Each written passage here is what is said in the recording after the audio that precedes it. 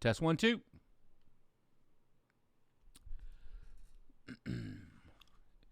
Hey everybody, hi, Ed Diaz here, and welcome to the 25th episode of, where are we at? Synth Talk! Anyway, just welcome to the 25th episode. Scott Berry will be with us in just a minute, momentarily. Hey, Enzo, hello. I see Hail Marktronics. I see Imagine, Reimagine. Hello, Phantom fans on here. And there we have Scott Berry just kind of popping in right there. Good. And XP-50... Oh, go ahead, Scott. What? No, I said I like to do that. I like to just show up out of nowhere. God. Here we go. So, hello, XP-50 player. Hello. He says, hi, Synth Talkies. I couldn't say that. That's really weird. So, yeah, I couldn't say Synth Talkies. So, good afternoon. I see some more. Eaton 5 is on here. So, great. Just want to say hello to everybody. Thank you for supporting the show. This is our 25th episode, which for me is a milestone. That's actually pretty hip, in my opinion, that we have that much nerdy keyboard stuff to talk about, that we can just go on for 25 episodes, okay? That's pretty cool. So anyway, yesterday was a big day. Was it yesterday, Scott? No, the day before yesterday was a big day. We didn't have Synth Talk yesterday, because the day before was such a big day, and we had a lot of work that had to get done like that day, like all day. So we were working on a lot of things, and today we're like, okay, we got to get it going. Let me see here. Lennison, how you doing? Hey, just as a fun thing, where's everybody watching from? I love knowing where you guys are coming from, guys and gals are coming from, because I think it's really cool if we can find that out in there, because it's just nice to know what part of the country, what part of the world, what part of the planet, what part of the universe you are coming from. And I know I dig it. What do you think, Scott? I think I dig it, because you start to realize how many people are actually watching from where. And how cool is that, to be able to just hang out and chat with people from all around the world. Yep. Hold on. Let me make an adjustment. There we go. Yep. Always making final adjustments, making stuff good. It's what Scott just said. Absolutely. Shout out to my friends over in Ohio, Nashville. I hope everybody's being safe. Glasgow. Hello, Keith from Scotland. Wow. I love that, because I know different parts of the world it gets later and later, because I'm coming to you from Texas at Central Standard Time, and we're bringing Scott in via FaceTime from California. So we have a couple of hours time difference between us. And we're just having fun here. I see Marktronics is on here too. What's up? I think he's from Los Angeles. I think Enzo's from Florida. XP-50 player, I'm not sure. Oh, he's from Nashville. I'm sorry. Brazil. Love it down in Brazil. They good. Vegas. And originally from Hawaii. Cool. Nice. Hello, Ronnie Esteban. We were just talking about the other night. I was talking to somebody about, you remember that flamenco guy? I think his name was Esteban. It was just, you have to say yeah. it. I know who you're talking about. Yeah, Esteban. So anyway, we were just talking about him the other day, just being funny, that he's probably rolling in that money from his old Esteban infomercials.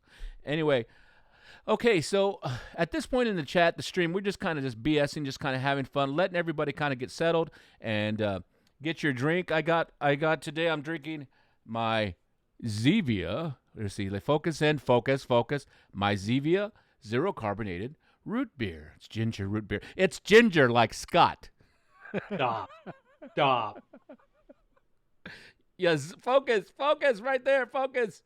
Ginger like Scott. Hey, that's cool. Marktronics says, let me say, Scott's Terminator sequence. I spent some time last night just breaking down the individual tracks, and it was just mind-blowing. The detail used was choice. Thanks. Like I said, it was an experiment. It wasn't something that I was necessarily meaning to keep or be done with. It was just something that I just kind of messed with and played with and tried to trick and see what would work and what wouldn't work. And I don't know how long it took me to do that. Initially, I want to say it wasn't that long. The time that was spent was more figuring out and understanding the sequencer than actually just putting that stuff down.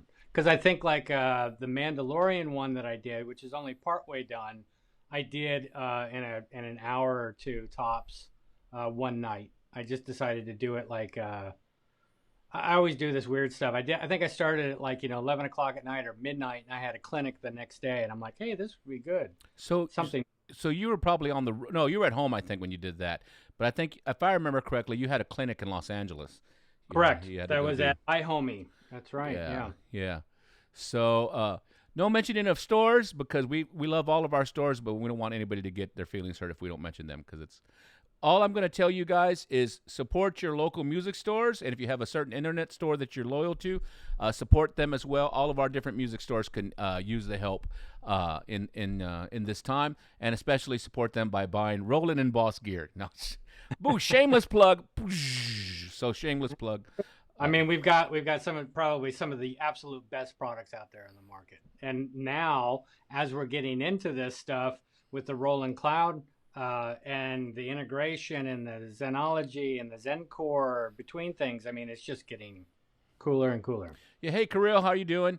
Kirill, where are you coming from? Just remind us, because I know we're just kind of seeing in there. Hello, Robin from Calgary, Canada.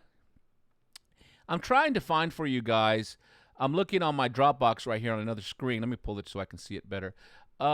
We shared a couple of scenes. Hey, Scott, tell them about one of the parts of the update that's really cool that while I look for this so we can share. Yeah. So in version 1.60, which is the newest version for the Phantom, it added some new features. One of which is being able to share scenes. So you can export a scene and import a scene. What's really cool with this is that not only is it the settings for the scene, so I'll give you an idea. Even past Roland products and of course other companies and things like that, when you have a multi-layer or multi-setup of things, whether if that's a performance, a studio set, a combi, any of this type of stuff, it's looking at addresses of specific sounds, targets, so either into patches, voices, programs. It's looking at those addresses and nothing else. And then parameter changes that are stored in that upper layer, splits or some other offsets that are in there. In the Phantom, with being able to share the scenes now, is that not only is it bringing in those locations, it's actually saving the tone with it. So in other words, if we go backwards here, when I would import something, let's say on the FA, and it's a studio set, and I've put patches or programs, tones in different locations. So for instance, if Ed was to send me a studio set from his FA and his user 001 is a piano, but in mine, I've changed that to user 001 is a saw lead. When I go to load his studio set, the first the first tone that's in that studio set would show up as mine, the lead, because it's only looking at the address, not the piano that Ed had set up. In the Phantom, it now carries all that over. So not only does it carry over the correct tones and import those, and even if it was a user tone, it will bring that with it and then store it into your user section. As we found out with bringing over the Terminator and everything like that, is I had a bunch of user patches that I had set up, or user tones or drum kits, and those all came out and imported into Marktronics Phantom, for instance, or Neil, the guys that did Try It. Yep. This is huge. This is absolutely mind-blowing huge, because it's really easy that if you're not paying attention with previous stuff or other companies, that if you don't have everything lined up correctly, the two don't mix. So you've got your upper level of all of your layers and everything, your individual ones, and if they're not lined up correctly, it's not going to sound right. Phantom eliminates that, completely eliminates that, and allows you to do that. But it also brings over any pattern sequencing or any other settings that are in there, and it just imports. It's like magic. It's something that is so next level. It's unbelievable. Yeah, it actually is magic. And quick shout out. I see Kirill's in here. Robin already said Michael Westbrook. Welcome. Glad to see you in here. Good talking to you the other day. Let's see. From Ga. From Ga. That's Georgia Ga. So anyway, let's see.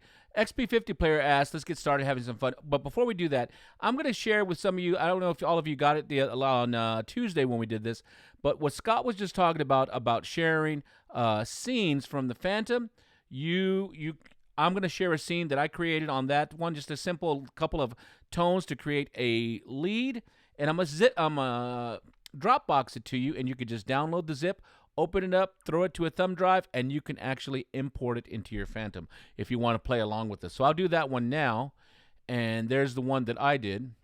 Yeah, it works. You have to have version 1.60 on your Phantom, and I'm going to send you Scott's too, because this is kind of fun. Mine just shows you 2 basic tones put together to create a lead, and if my camera goes out, it's okay. I'm conducting a test to see if my camera goes out. I've just been still learning some cool stuff. Anyway, maybe it won't. But I'm going to send you guys also Scott Berry's. So mine was just a basic 2 tones to create a lead that I love. But I'm going to send you Scott's, because Scott's is going to use the overall scene of the Phantom, was not only give you his custom tones that he created in order to make this sequence, but then also the entire sequence. And one keep in mind is that it did use some EXZs in it, so make sure that you got your EXZs installed. I don't remember exactly which ones. I think it was like 4, 5, 6, 7, something like that. So make sure the EXZs are installed to be able to hear it back correctly. And one word of caution, it's really loud, so keep the volume down.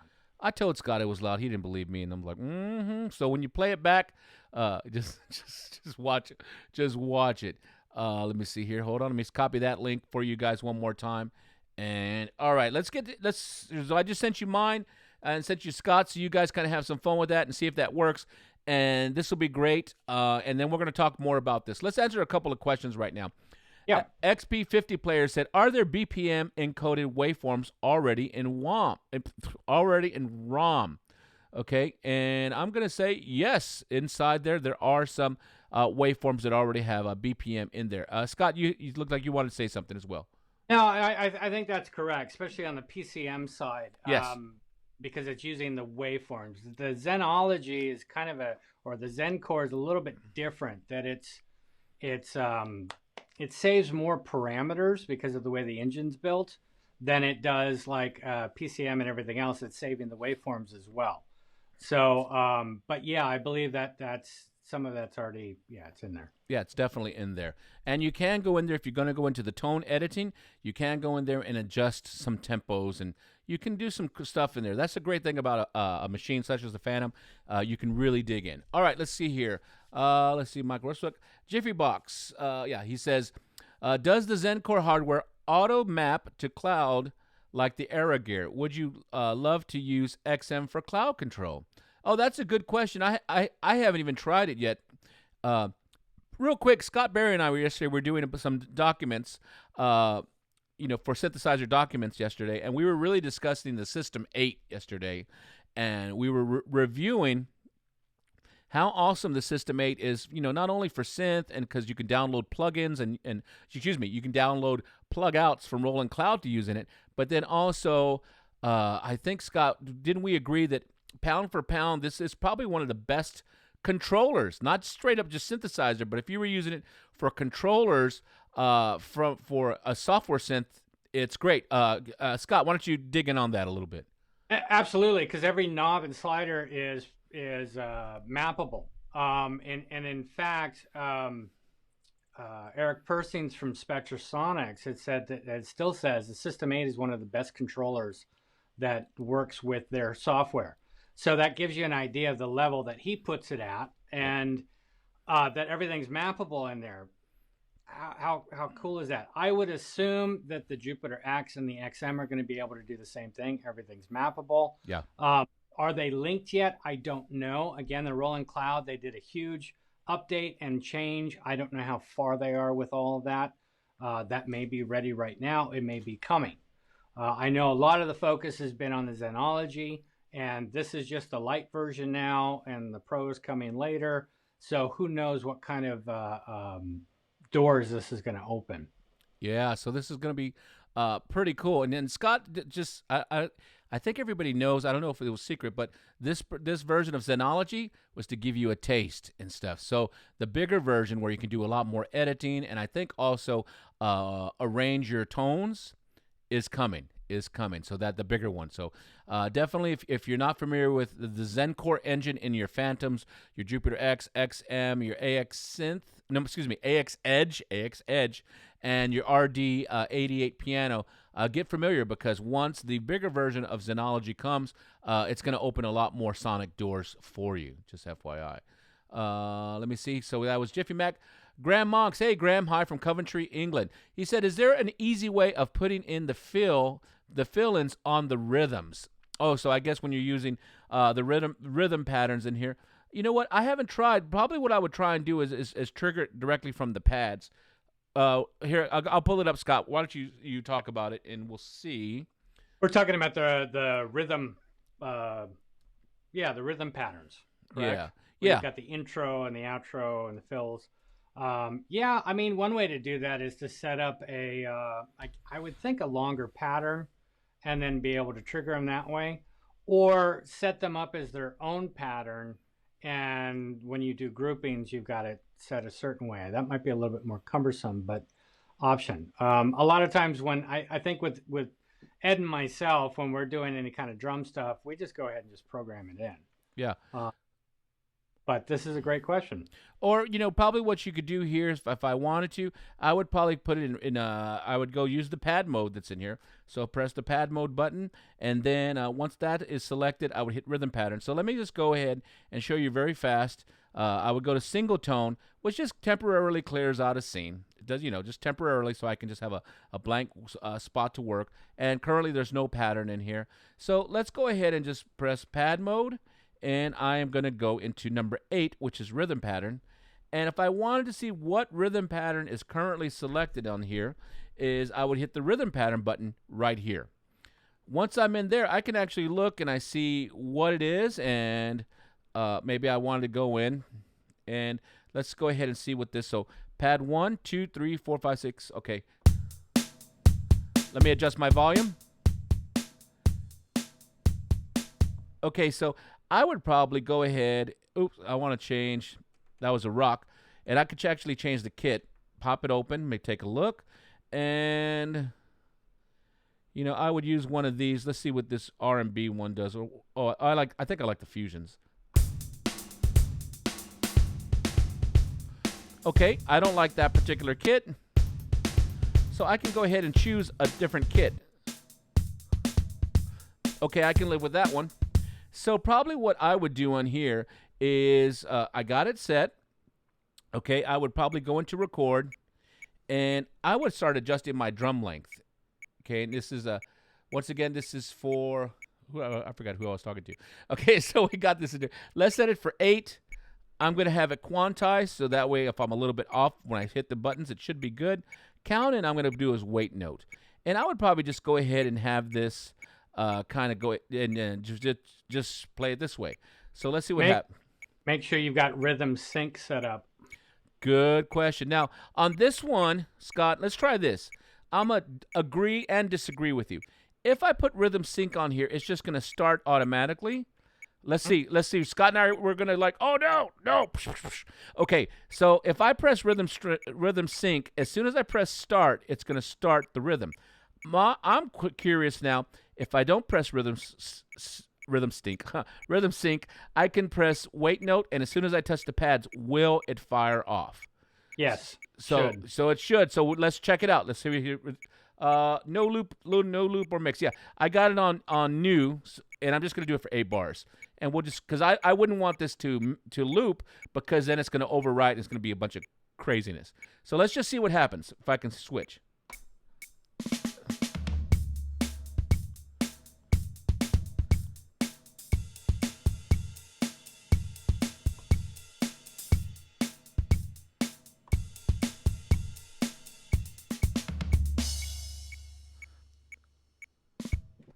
All right, that should have done it. Let's see what happens. So exciting. Here we go. Let's see. Oh, did it not record it, Scott? Was Scott right? Hate when that happens. Let's take, I don't think it recorded it. Ah, I mean, it created a pattern, but it looks like there's nothing in there's it. nothing there. So let's try this. I'm going to go ahead and I'm going to undo that. Let's try it again.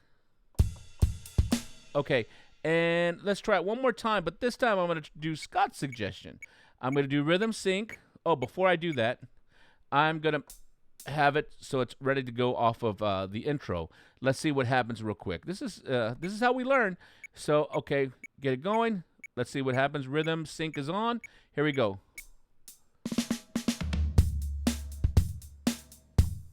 Oops.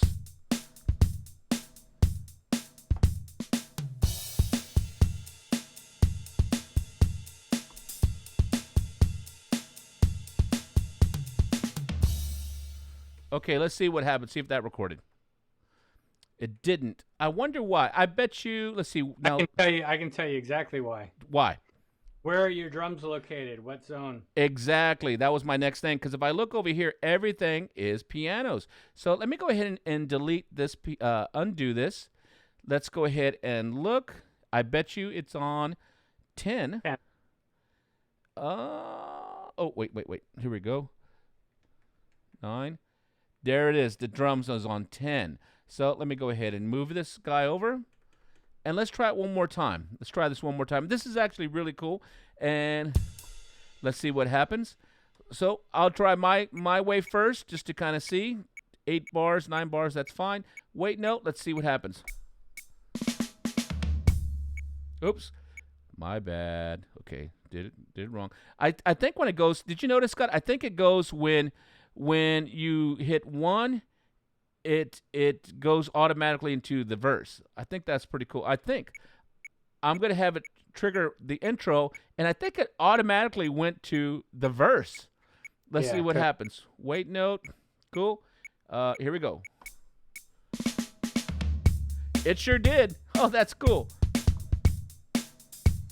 Let's see if it records.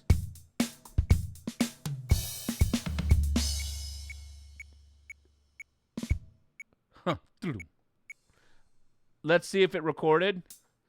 Oh, look at that. And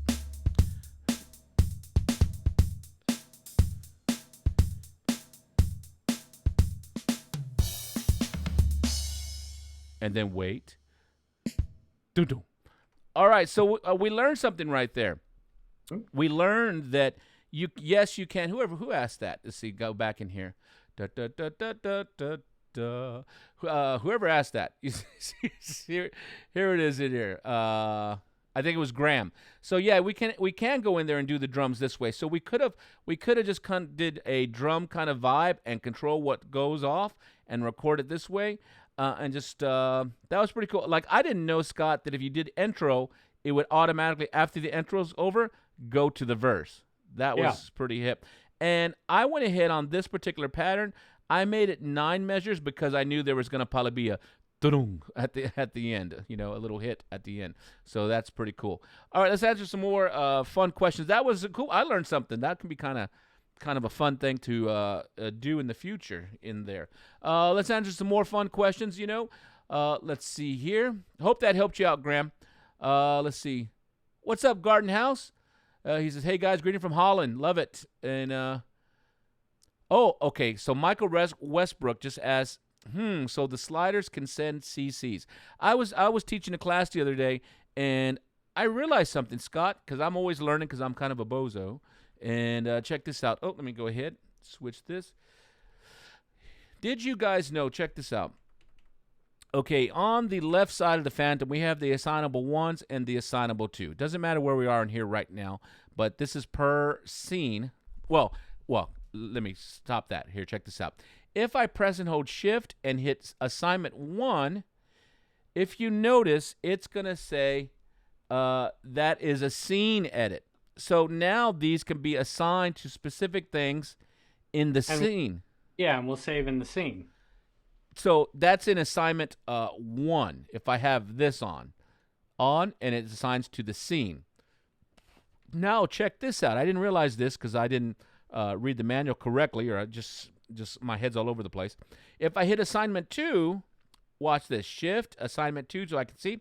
These are all assignments that are system assignments. So within these buttons, assignment 1 can be scene customized assignments, and assignment 2 is whatever you've determined are for system. So that's pretty cool. So the difference is, and I'm sure you guys understand that, system is going to be global for everything. Scene can be completely changed per scene for any change that you want. So that's something that's cool. So Michael Westbrooks, he's asking for organ software. I want to say yeah. I just haven't tested it. Like I could probably go into main stage, and I bet you we could, Scott. We'd probably have to do it, a little bit of investigating, find out the CC for the sliders inside of organ software, and get it assigned in here. And I would probably assign it to the scene. So maybe I would have an organ controller scene. Maybe I wouldn't have any internal sounds on. I'd have it strictly for controller. What do you think, Scott? I think it's possible. It depends on what's looking for what. I know with some things it could be a system exclusive message, sysx. Other things can be CC. So depending on the software you're using and what you can set it to. So for instance, if we go into Assignable 1, start to move, or Assignable 1, we start to move everything. Can you set each slider to a different CC? Yes? Yes, you can. So yeah, I would think it's very possible. Plus, you have a range amount, a minimum and a maximum. Yeah, so a lot of cool goodness there that we are always kind of trying to figure out. You're welcome, Jiffy Box, Michael. I hope that helps you, Mr. Westbrooks. And I see Enzo. Enzo says the System 1 isn't half bad either, and very mappable. Absolutely. System 1, for you guys, look it up. That one, real small, it's what is it? What was it, a 20, 30, was it even a 32? I think it was a 25 key. Yeah, 25 key, there we go. And that one, I like that one for like, just real quick on the grow. I'm not, I'm personally not playing keys on it, but a lot of our DJ guys really enjoyed that one because they're just triggering different, not really loops, but the arpeggios and different kind of things like that. So that was real cool. But it was the first for the plug outs. So you could actually download a software instrument that was designed for the System 1 series and import it into the keyboard. That was the first that we've seen like that. So that was really, really cool. And then, of course, System 8 came out of that technology. Absolutely. NSC here. DJ Guy, DJJ says, hey, guy, got my Phantom 7 today. No thumb drive, so I can't update yet. Well, I will have to order one from the net. Brother, I wish I could just give you, I got a whole bag full of thumb drives and a whole container full of just USB cables. It's ridiculous. Yeah. Well, get you that. Oh, Scott says, on the USB thumb drive, Scott, how big of a thumb drive should DJJ get? 32 max, but I would probably recommend 16 gig or under. Yeah. That doesn't require a huge amount, but if you're trying to use like a 64 gig or 28 gig USB drive, it's just not going to work. It's too much for the Phantom to go to, and it just won't see it. Yeah. So just keep that in mind. So probably 16 gigabyte or lower. Let's say 16 gigabyte max. On this one, I don't even know what it is because it's old, and then I can't see it. Whatever it is, but it's purple, white and purple. Anyway, so it's probably 4 gig. Okay, all right. Let's go ahead and someone.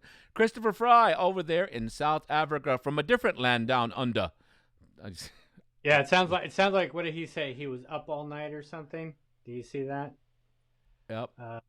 Christopher Fry, for some strange reason. Okay, that's something else. But I think he was talking about it. He got it updated and got some stuff going on and got very, very little sleep, if any.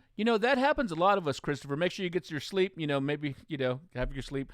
But that happens to a lot of us. I know I was up late last night researching some video gear that I'm going to use to help make all the content that we do that much better. And so I'm over. Yeah, I think I saw you online at either 2 a.m. or 3 a.m.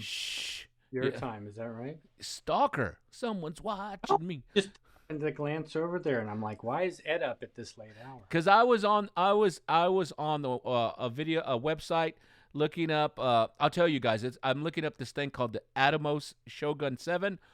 Yes!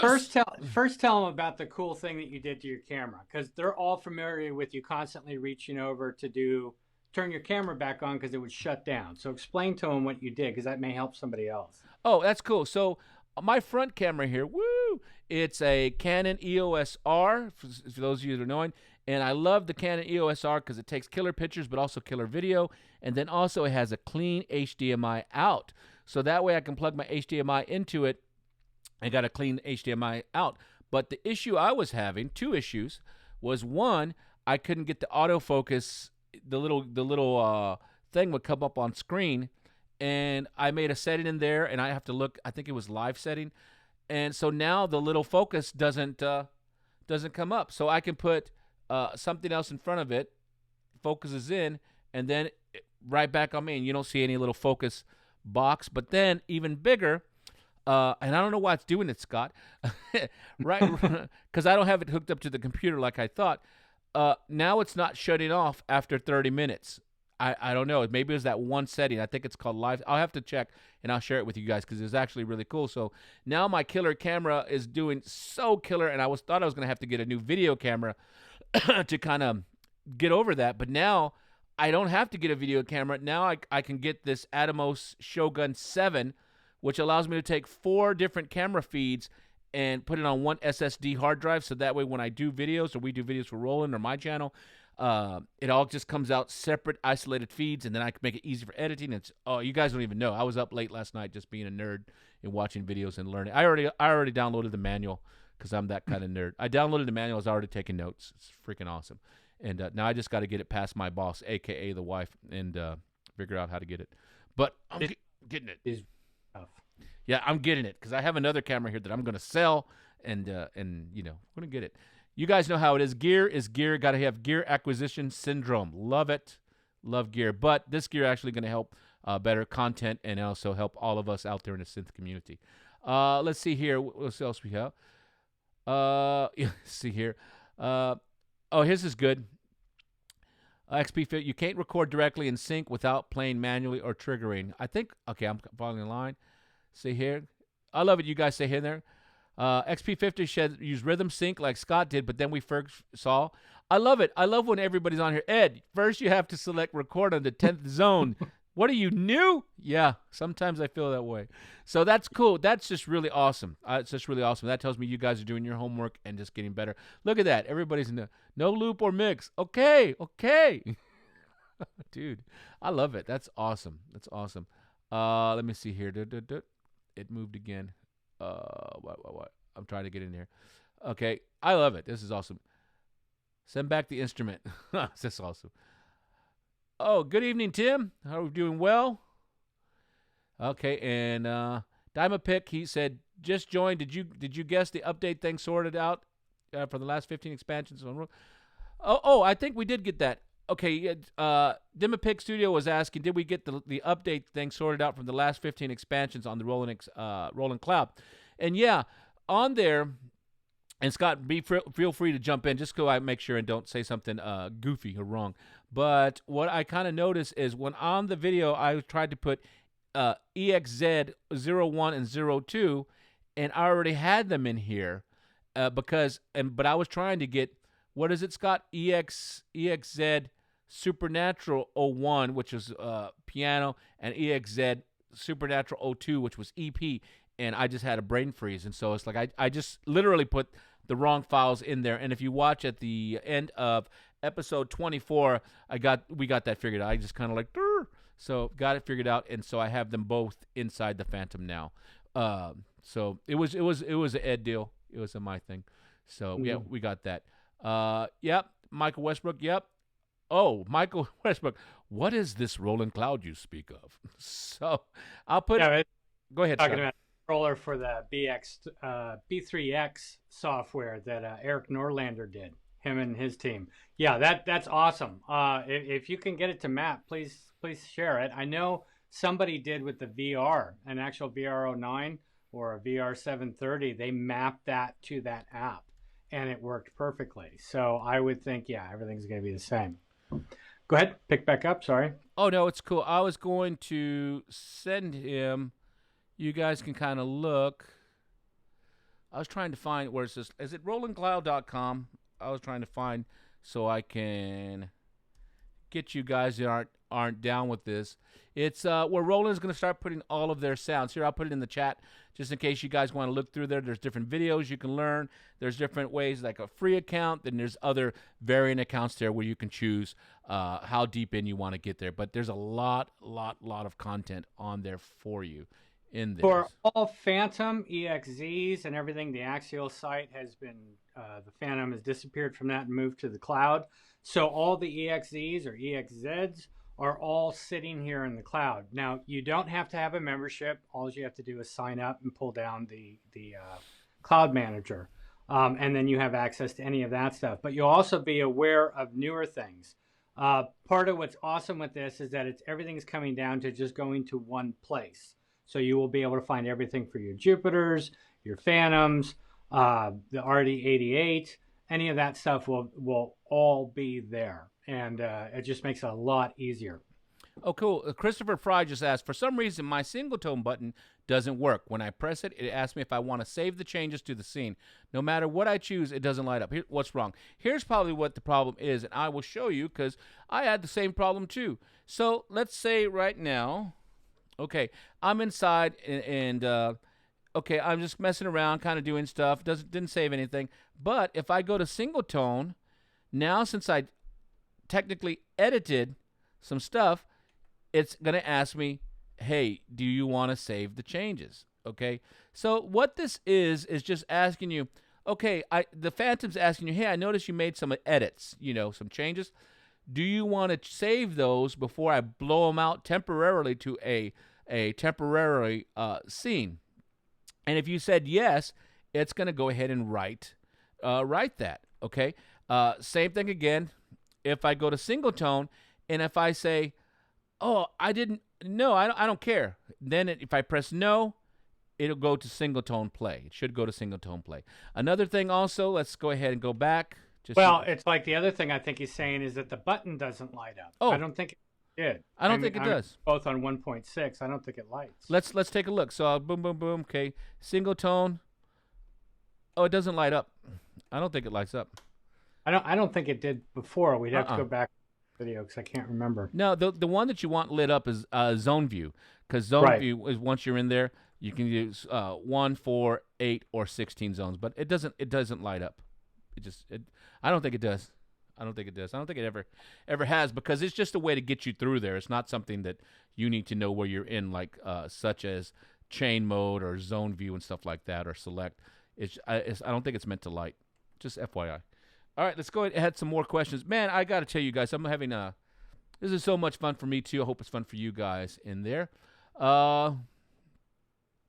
Let's see. XP50 player says my SW1, my Switch 1. No, SW1. You mean S1? Which one? Yeah, S1. Okay, I'm sorry. Won't save in a scene with the latch on. Scene W2 does. Scott, why don't you get this one and I'll pull it up so maybe we can see. Yeah, my guess would be that for some reason there's a system setting that's possibly on S1 that's calling it system and not scene. So let's see. I mean, if you hit Shift S1, right? Go ahead, Scott. Switch it. I don't see anything that's telling me an S or let's see. There we go. Not getting anything that's telling me. So if I hold Shift and do S1.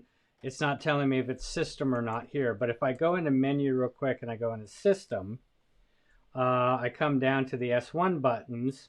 You want to make sure that up here at the very, very top is saying scene and not system. So that might be part of it. Not sure I would give that a try. If it's set up for scene, then when you hold Shift and come back in and hit the S1 or S2 buttons, then you should be able to change it. And it should store in that scene as long as it's written after that. But I would give that a try. What do you think, Ed? Yeah, that's exactly what I would do. Give that a try and see if that works out better for you there. Just take your time with it. Let me go ahead and answer this question. Let's see, Michael Russ, where are you, Michael? Blah, blah, blah, blah, blah, blah, blah. Let's see here. Okay, I think we got XP50 player. So give that stuff a try. Just take your time. Okay, and Dimapak's talking about that. Michael Westbrook says, I wish my wife was a little submissive. This keyboard will be in my house. So my wife is definitely not submissive. I'm just a good sales guy.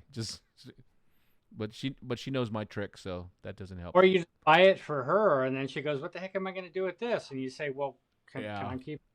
I think that's for like a new wife or a new girlfriend, but like My father bought my mother a bandsaw once it was either her birthday or for a wedding anniversary. Yeah, and but she's like, "What are you going to do with the bandsaw?" But she's not dumb. She's like, yeah. My wife would be like, I know what you're doing. Don't even lie. So anyway, all right, cool. I see DJJ. Good.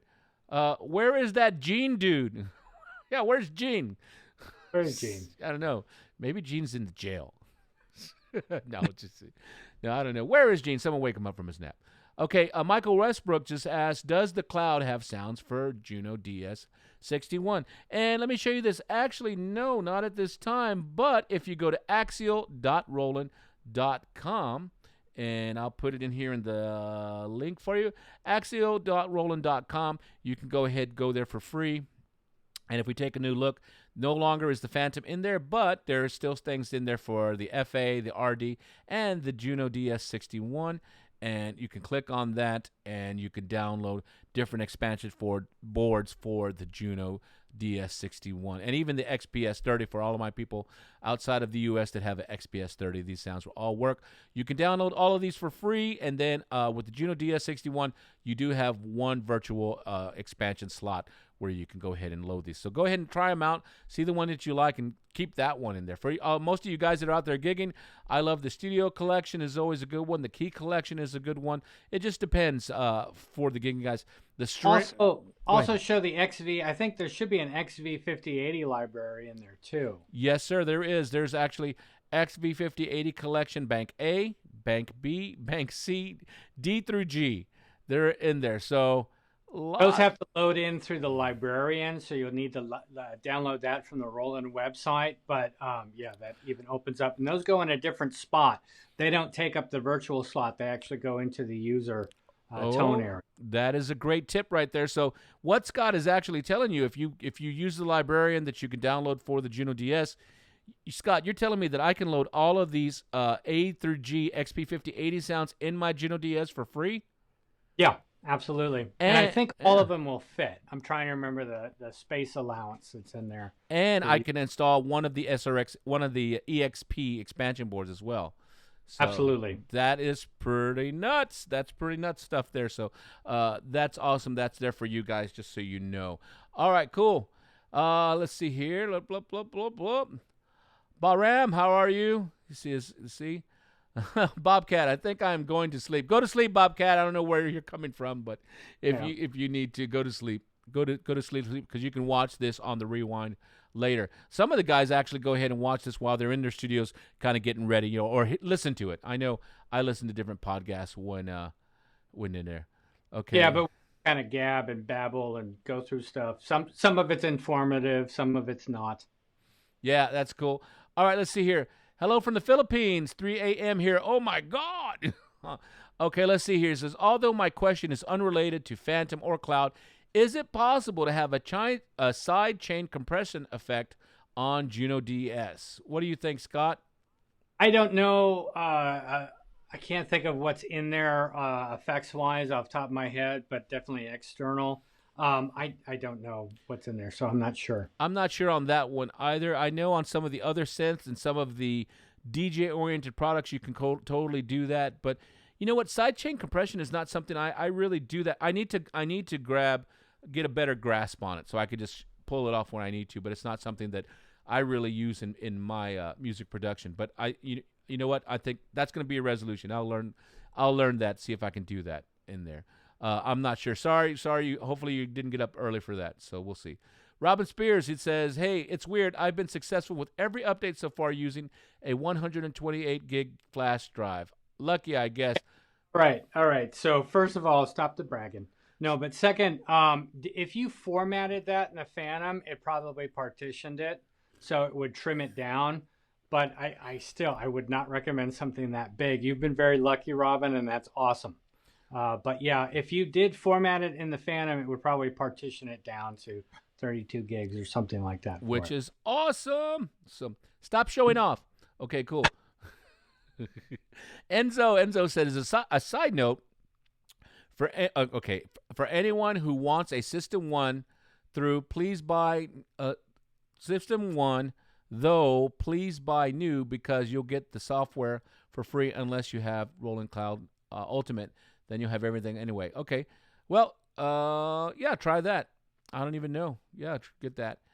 Yeah, because that's something else that's come up recently is that when the System 1 came out, and we're talking, what, 2014, so 6 years ago. Wow, yeah. 6 years ago, they opened up another website called Content Store, and in the Content Store, there was an era section where you could purchase the plug-outs. You may have gotten a card that offered a small discount, and then you could download it, use it in your software, and plug it out to the keyboard. And this would also work for the System 8. Everything's sitting on the cloud now. So that Content Store is pretty much shut down and been pushed over into cloud. You can still plug out from the cloud. You can still buy them outright if you wanted to. So it depends on what you want to do. But even if you get an older System 1 or buy new or System 8, it should all work and integrate still with the cloud and be able to plug out the other plug-outs, the other plugins, more or less. Yeah, so do that. Shout out to Jim Russo from the Boston area, Boston, Massachusetts, over there. Hope he's doing good. And let's see here, Dimapic Studio, Robbins, me too. I think once you format a Phantom and it's FAT32, yeah, like Scott was just saying, nerds. And let me see here, DJ Jake, guys, I got a quick question I'd ask now before it kicks off with Phantom or Jupiter. Oh, he says, I want a V-Synth GT next, so I went to support YouTube and no videos. Why isn't there any support for that? Shocked. I'll tell you why. Yep.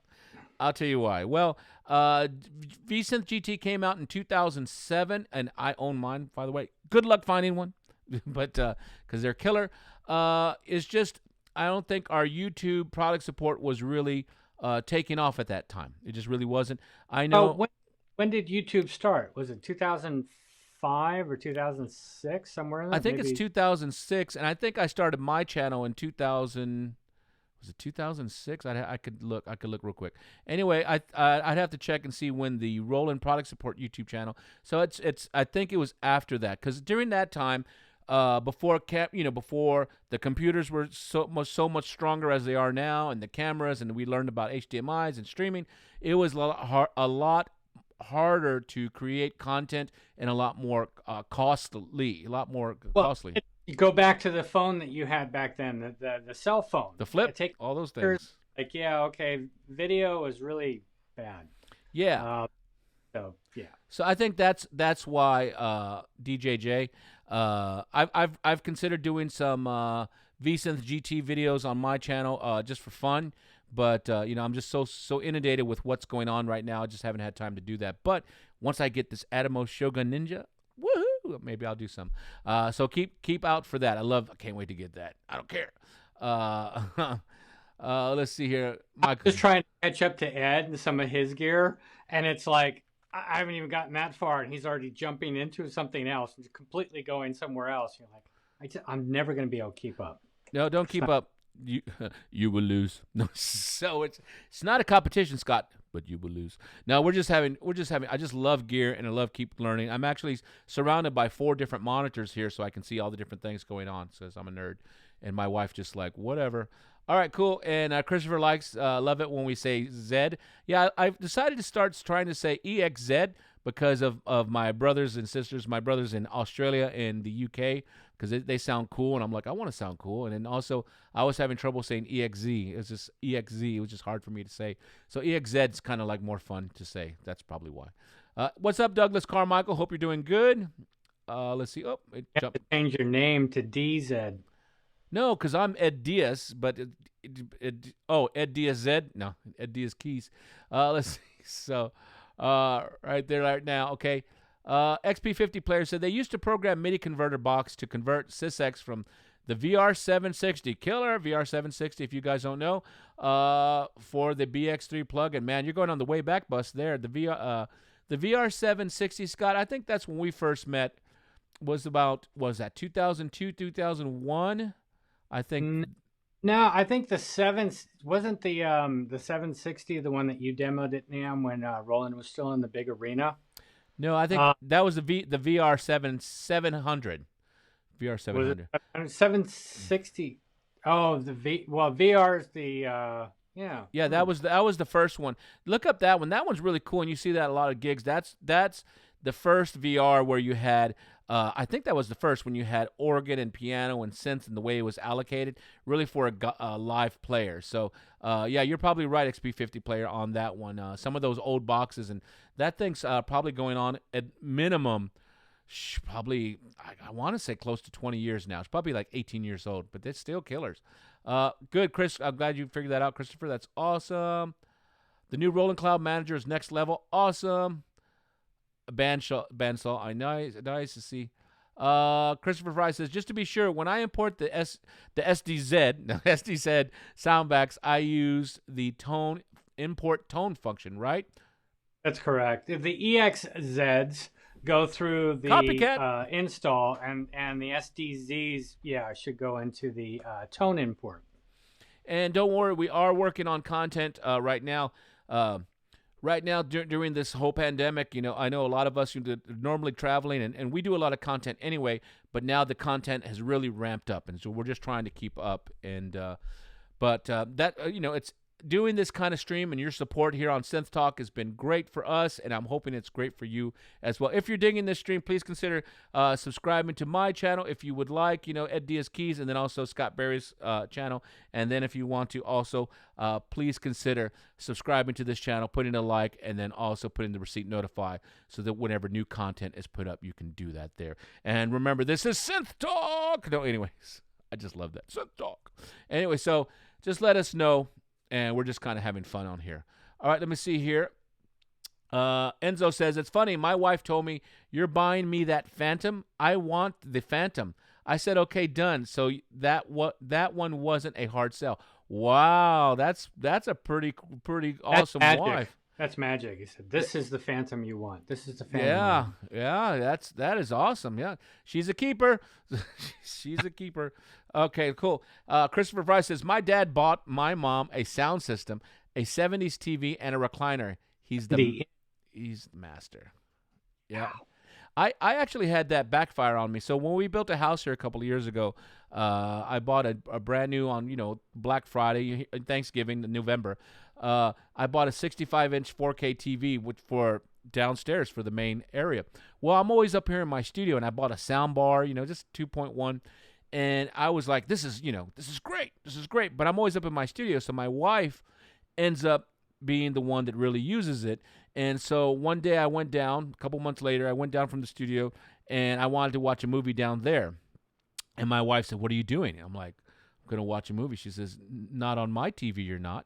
And she pretty much said that TV that I bought for me with the little sound, the nice, yeah, I lost all. You know how that stuff works, right? What's yours is hers, and what's hers is hers. Yeah, that's how it works. For all you guys out, I think that's a global pandemic as well. That's a global thing. That's called a happy marriage. Happy marriage. What's up, Sound Salsa? Sound Salsa? Maybe. What's up? How are you doing? Christian Thompson says, recording patterns on an external track on an external track, lit green. I am not able to choose which pattern to record to. Can you check this, please? Oh, I haven't even tried that. Have you tried that, Scott? No. So if we went into a pattern, I think. Let's see. Oh, here. Go ahead and show your screen, Scott. Let Scott do this one. Dun dun dun. So I'm trying to think here. So first, I went ahead and just chose one. Right now we go up. So one is showing in the screen up here. It says EXT. For external. So what was the question again? He's not seeing. He's not able to choose which pattern to record to. Can you check this, please? All right. So that's set up to EXZ or DXZ external, right? I should be able to just record, start, and then play whatever. You're not going to hear anything because it's external, and this is fun and messy. And we're done. Okay. So that should, I don't see why. That should play back. Yeah, keep in mind sometimes that we go too fast, and you just got to take your time. So it recorded your MIDI information. Yeah. Maybe he's trying to record from the external and have the Phantom capture it. If that's the case, if you're then you would want to make sure that this button up here, again, is green, and if it's not green, that maybe it just needs to be off. So again, just to reiterate, if it is red, this is in between the sliders, it's internal sound only. If it's shift and button green, it's external, meaning it's only sending MIDI out. You're not going to hear anything unless the other keyboard's hooked up to an audio source of some kind. If it is off, you should be able to hear the keyboard, the Phantom. So again, it dictates for this button. This button is the select button, so whatever's set to zone 1 I would hear, and it would also be sending MIDI at the same time.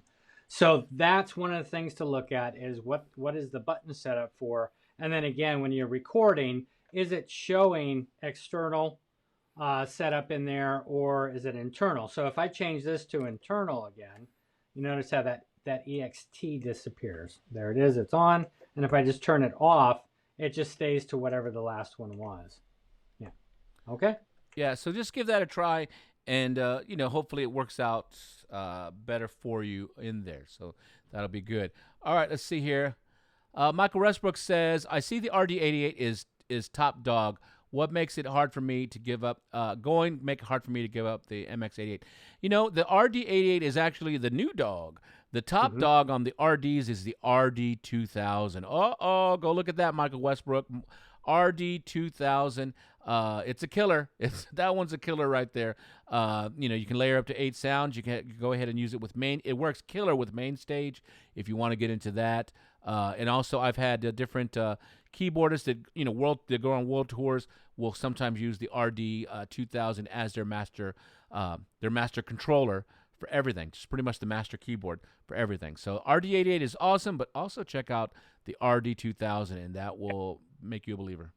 The 2000 can layer up to 8 tones. It works the same way with the internal and the external. The RD88 is new in the RD line because not only is it a little bit thinner, it's lighter, 88 key, but it also has speakers, and main stage connectivity is built in, so you can see your patches right there from main stage on the RD88. But at the price point, to have the speaker option, if you want, there's a button on the top panel to turn it on or off. But I can see a lot of musicians, this is the perfect keyboard for backstage to warm up on. This is the perfect keyboard to just leave, in the living room or whatever you want to do. And then, of course, worship services, anything else, you've got that option because you do have the outs, or MIDI it to something, or use its own engine. Now, the RD88 has supernatural pianos in it, some supernatural electric pianos, but it's also got the Zen Core technology in it. So again, Phantom, Jupiters, RD88 can all move Zen Core patches around. Yep. Robin Spears says, but aren't Canadians known for showing off? Back to our earlier comment. Yeah, I love all my Canadian friends. They just talk funny. That's all. I just try and find a reason for them to say a boot. So we have a good time. Is that wrong? Is that wrong? Our favorites is Mark Watson, Australian. Oh, he kind of introduces himself as I talk funny. Yeah. Well, his name is Mac, but he spells it Mark. Mac. Yeah. So it's Mark, and this is how he got the name Mac, because basically he introduced himself. He's like, yeah, hello, I'm Mick Watson. And ever since then, he's been Mac. So that's just how it works. Okay, we're in so much trouble with Mac. Anyway, see, Douglas Carmichael says, Ed, I'm waiting for the cloud sound packs to be compatible with the MC707. Well, just wait, because more stuff is coming down the pipeline. And, as you see, we'll share more when we find out more. So don't worry, it won't be too long of a summer. A lot of more stuff is happening all the way around. So it's a lot of good things happening at Roland. Les Samuel, what's up, dude? And it says, good stuff. Awesome. Love to hear that. Tim H says, how can I apply a gated reverb to a snare drum? I knew he was going to say snare drum without sacrificing a normal tom reverb for all the other instruments in the scene. Ooh, I think this would, Scott, I bet you this one. Oh, I was thinking we'd have to go into the compression in there. Oh, I got Yeah, it. it's tough because I mean, if you got an idea, go with it. But usually with Roland and everything, reverb can only be on the end. It can't be in between. So you'd have to have some sort of a gate before it hits that. I was thinking on there because let me see. Let me go to so much fun stuff in here. All right, so I was thinking if we go in here and let's go to a single tone and we're just trying stuff out. Tim, we're just trying.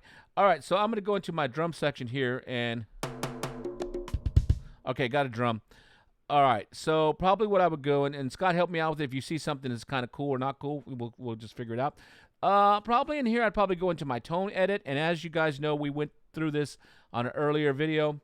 There's a lot of going on inside the drums here, so I would probably, and he wants to do it in a snare.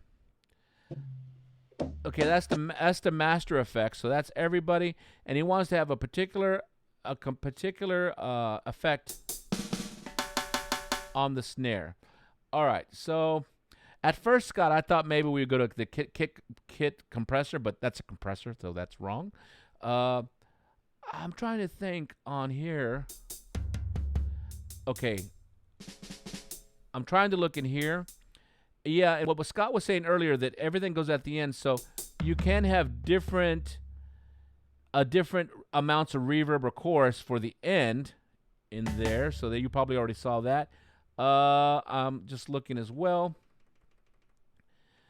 Let's see, and I think Scott's digging too. Well, I'm starting to think. I'm looking at the waveforms. So look, I'm wondering if there's a snare that's already kind of close to what you want. Another thing I was thinking, Scott, was maybe he could create a layer split with.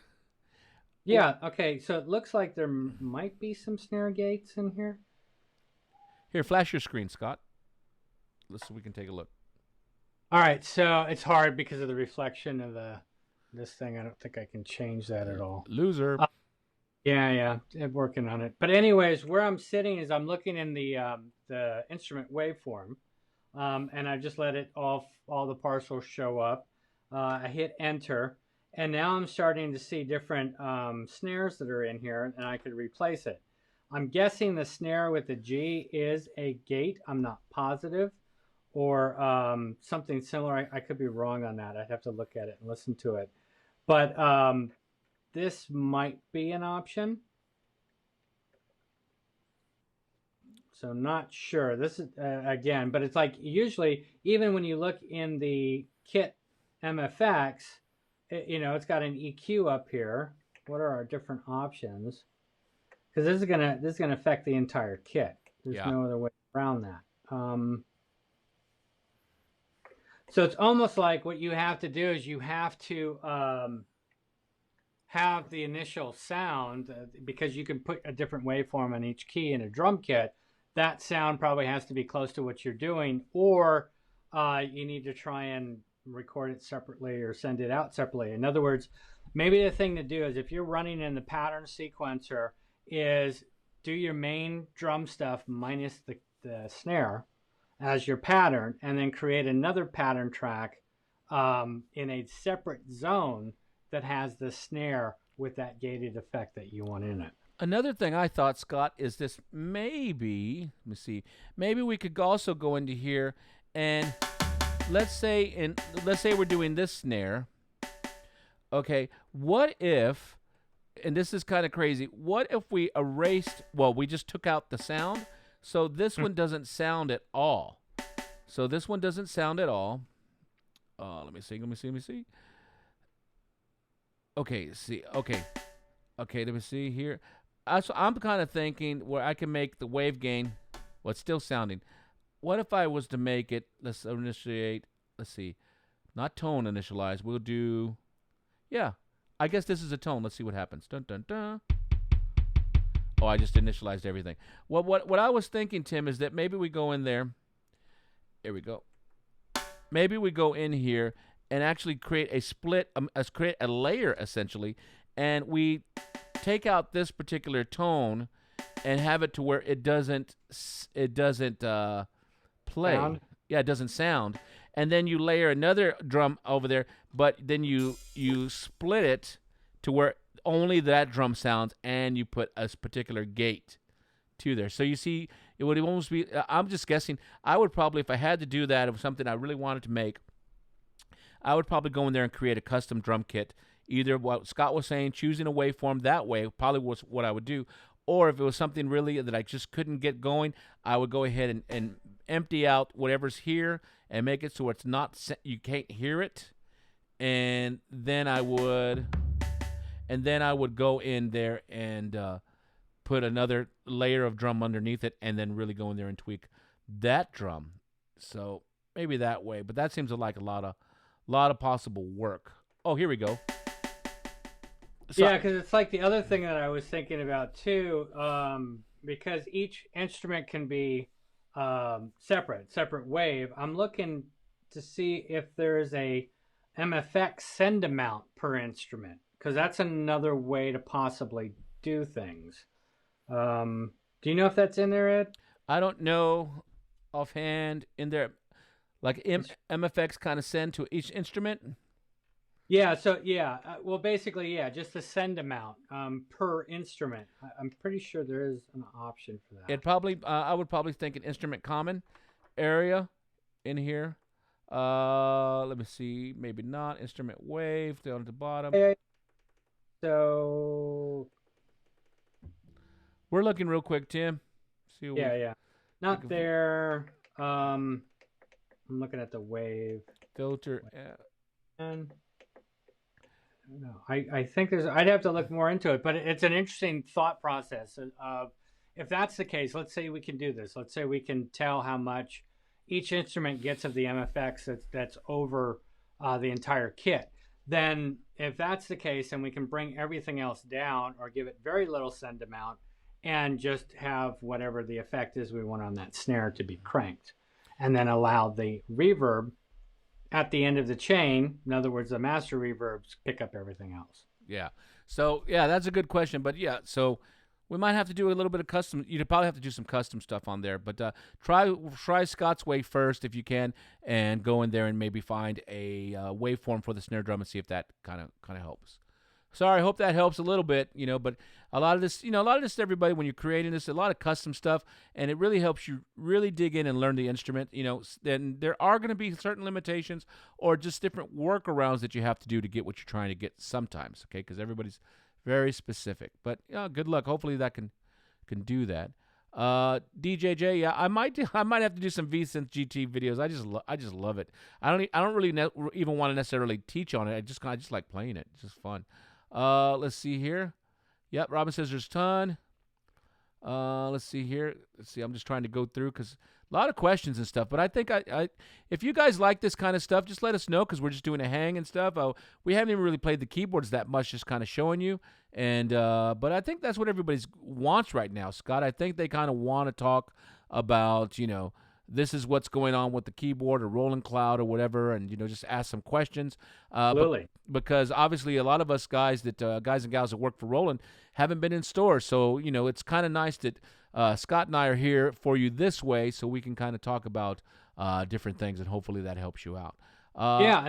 The thing that's cool is some of the stuff that you bring up. How do I do this or how do I do that? That might not be something that we've come across yet, like as you've seen. So we're trying to figure it out, and it keeps us really active and trying new things. So that's awesome. Thank you. Yeah, Drew H Hava. Let's see. Let me see. I think I got everybody. All right. Drew says, "Hey Ed. Anyway, to load custom samples / wave into PCM." On Roland Phantom, he says, or load other drum samples into the drum. Currently, right now, we can't do that. That's called multi-sampling, but it is currently being worked on, and it is on the docket to get done. So please hold tight on that. On the way. There is some kind of workarounds, but that particularly what you're asking for, that is on the way, and so just hold tight on that. Sorry about that, but you can, once again, everybody keep in mind, this is something that's cool that we showed in another video. When you download all the EXZ files and all these different instruments, over 8,000 plus tones in the Phantom, I think it's like 8,600 at this time, but there's even more actually. I don't even care. There's just so many. All of those tones have partials and waveforms that go with them. And so you're getting all of those in there too. So a lot of times the drums that you're looking for, they are in there. They are in there, and you just got to dig a little bit. And just I say just go through the drum kits, and then you could actually, and I'll show you this because this is actually cool. You can go in here if you wanted to, and we're going back to drums. Everybody's so picky about the drums, wants their drums. I'll go into a drum sound, and let's say I like this snare. Okay, what is that? I can go into my menu, tone edit, and if I wanted to, I can go down to the instrumental wave, and look at this. It's actually telling me, let me go back up. Here we go. Look at this. So here's that drum, and here's where it lies on there and what it's named in this particular area. But look, it's actually telling you the waveforms that it's using. And it looks, actually, there's 8 waveforms that make up that particular drum sound. So 4 partials, and there's a left and a right waveform in each one. And the cool thing is you can actually, if you wanted to, you can go in there and you can look. Look, that's just the left waveform. There's the right waveform. So you can actually go in there and really get down in there. A lot of times for these kind of sounds, it's not even just one sample or waveform.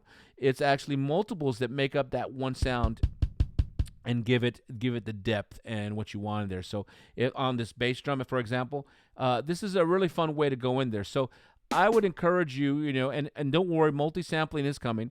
I would encourage you to go in here and kind of look at some of these waveforms and start experimenting with bringing different waveforms and combining them together to create maybe your master sound. And don't forget, within each one of these instruments, you can go in there and adjust the different gains to those as well, and then even go in there and adjust, some fine tuning and coarse tuning. So a lot of good functionality in there that at your fingertips. So there's already a ton of waveforms in here. Start combining them, having fun, and I think you're going to come up with some cool stuff. I hope that helps you. All right, cool. Let's go back real quick and have some more fun. Let's see here. Let's see. Zed's Dead Baby. I don't even know what that means, Robin. What does that mean? Is that some Canadian thing? Stop it. Zed's Dead. I'm going to have to Google that. Oh, I got it.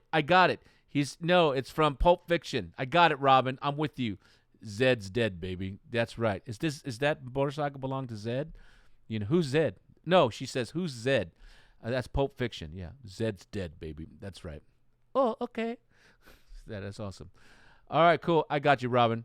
Let's see. It says, DJJ says, hey, Robin, really, what learning videos? I want one. Okay. Boom, boom, boom. Wants to raise a bit.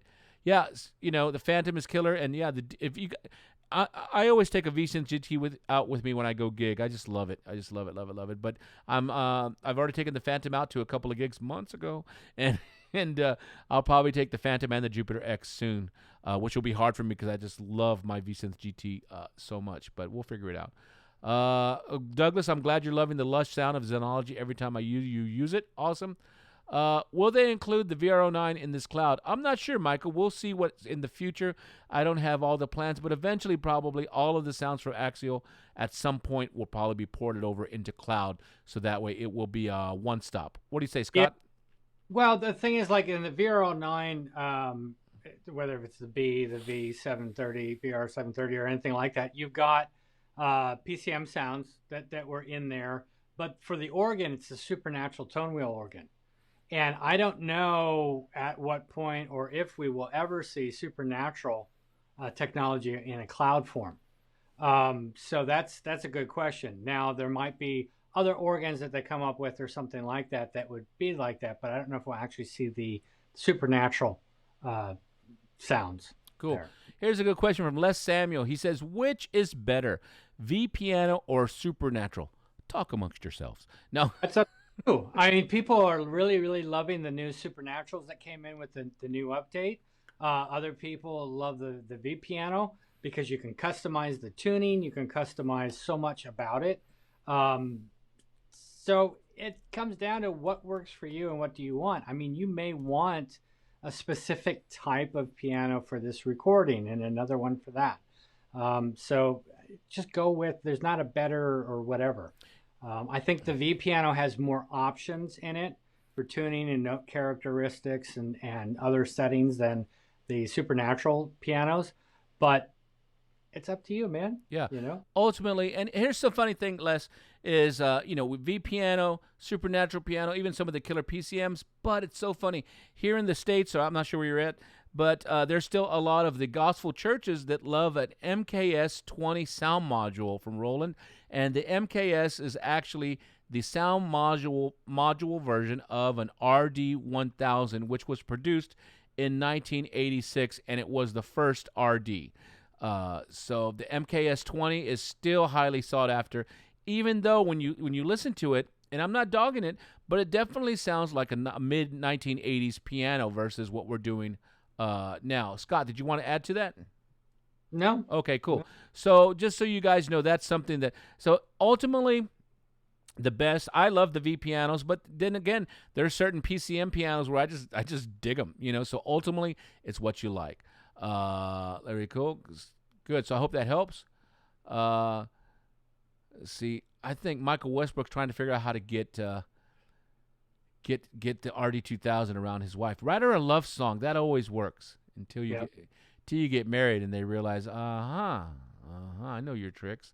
Let me see here. RD2000. Yeah. All right. Well, it's like I remember. This is when I was young. Long time ago. You'd see something in the store or whatever, because no internet existed back then. That's how old we are. But what? You would see something, and you'd be like, Dad, I need this, or I want this. I'm sorry, I want this.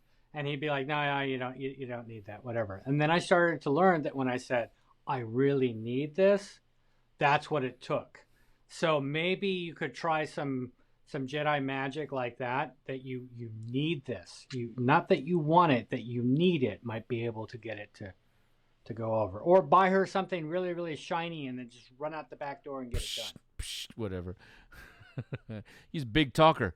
Me too, because my wife's not here. At home, yeah. At home. Yeah, I'm a big talker. I'm the boss of my castle. Oh, wait, she's here? Oops, yeah. Wait a minute. Hey, shout out to Trey Sirs. He's finally able to join one of our live events here on YouTube. Trey from H-Town. What's up, Houston? Trey, what's up? Go and get you some Antone sandwiches once they're open. Antone's killer. I don't even know. You got to be a Houston. Got to be a Houston person. Houston, Texas. Ron Stone. Marvin Zindler. Eyewitness News. That's how you know you're from Houston, if you know what that is. All right, cool. Synth World, he says, does anybody have a Roland Jupiter 80 so I can switch with my Roland Jupiter X? Wait a minute. What is it? I want to do that. I mean, they're both amazing, but they're completely different. They're completely different. Yeah, I have a Jupiter 80 here, and I love it too. It's just different. The Jupiter 80, the big difference is the Jupiter 80 is completely supernatural. It's a complete supernatural machine, which I love the acoustics on the Jupiter 80. One of my favorite Rolands for acoustic sounds. It's incredible in there.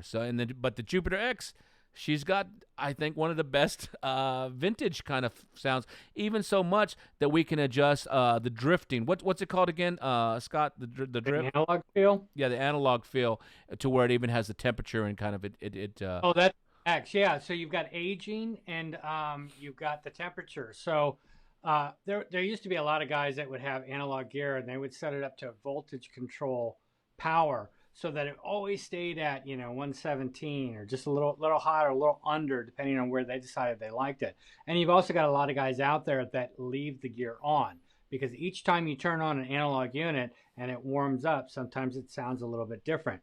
So guys would be like that. The thing would never get shut off. They would just set it up like that. The Jupiter X allows it not only to age backwards, so you could have it sound 40 years old, 50. They even went to the extreme, allowed you to go 100 years back. That could be cool for some things that you're doing. But it also goes off of temperature. And depending on if it's cold and things, it's going to drift and it's going to kind of slightly go out and come back in. Or you can set it to a fixed temperature that you like.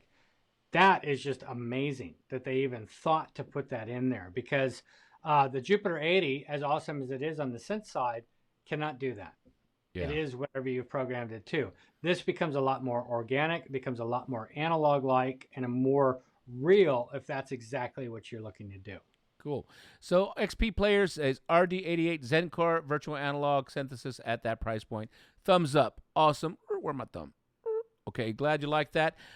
See, where am I? Oh, this is a good question. Paul Aaliyah asked, can I use the Phantom as a mixer to use two inputs for analog keyboards, for instance? I would say... Can I use the Phantom as a mixer to m- use the two inputs for analog keyboards, for instance? Yeah, I mean, Yeah. you can. You're talking about the mixer in the back.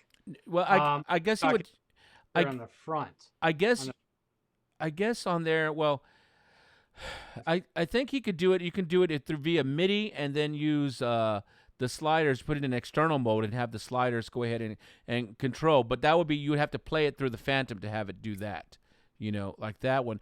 Or maybe he's talking like you're thinking, Scott. Go through the back, plug in a keyboard on the input, and do it that way.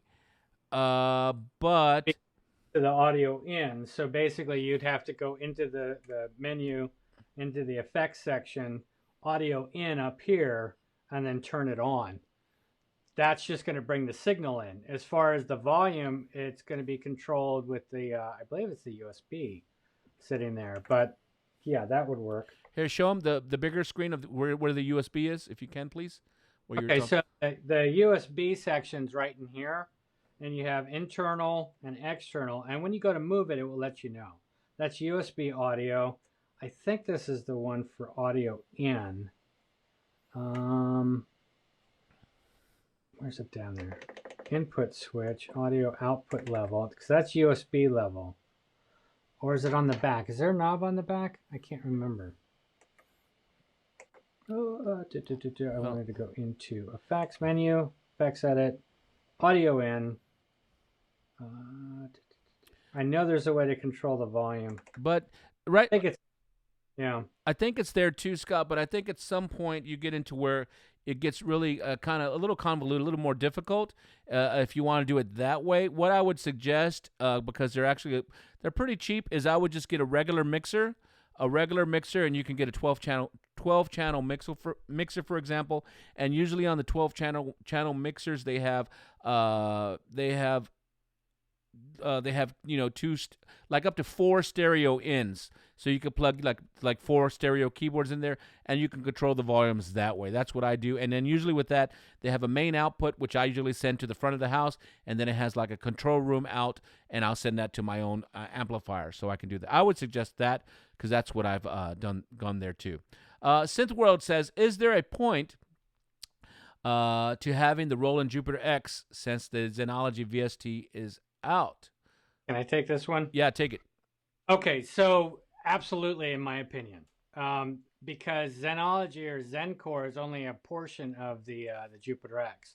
The model banks are something different. Now, we are seeing that the model banks are going to start to come through, but you don't have things like the aging parameter or the temperature. That's not an option.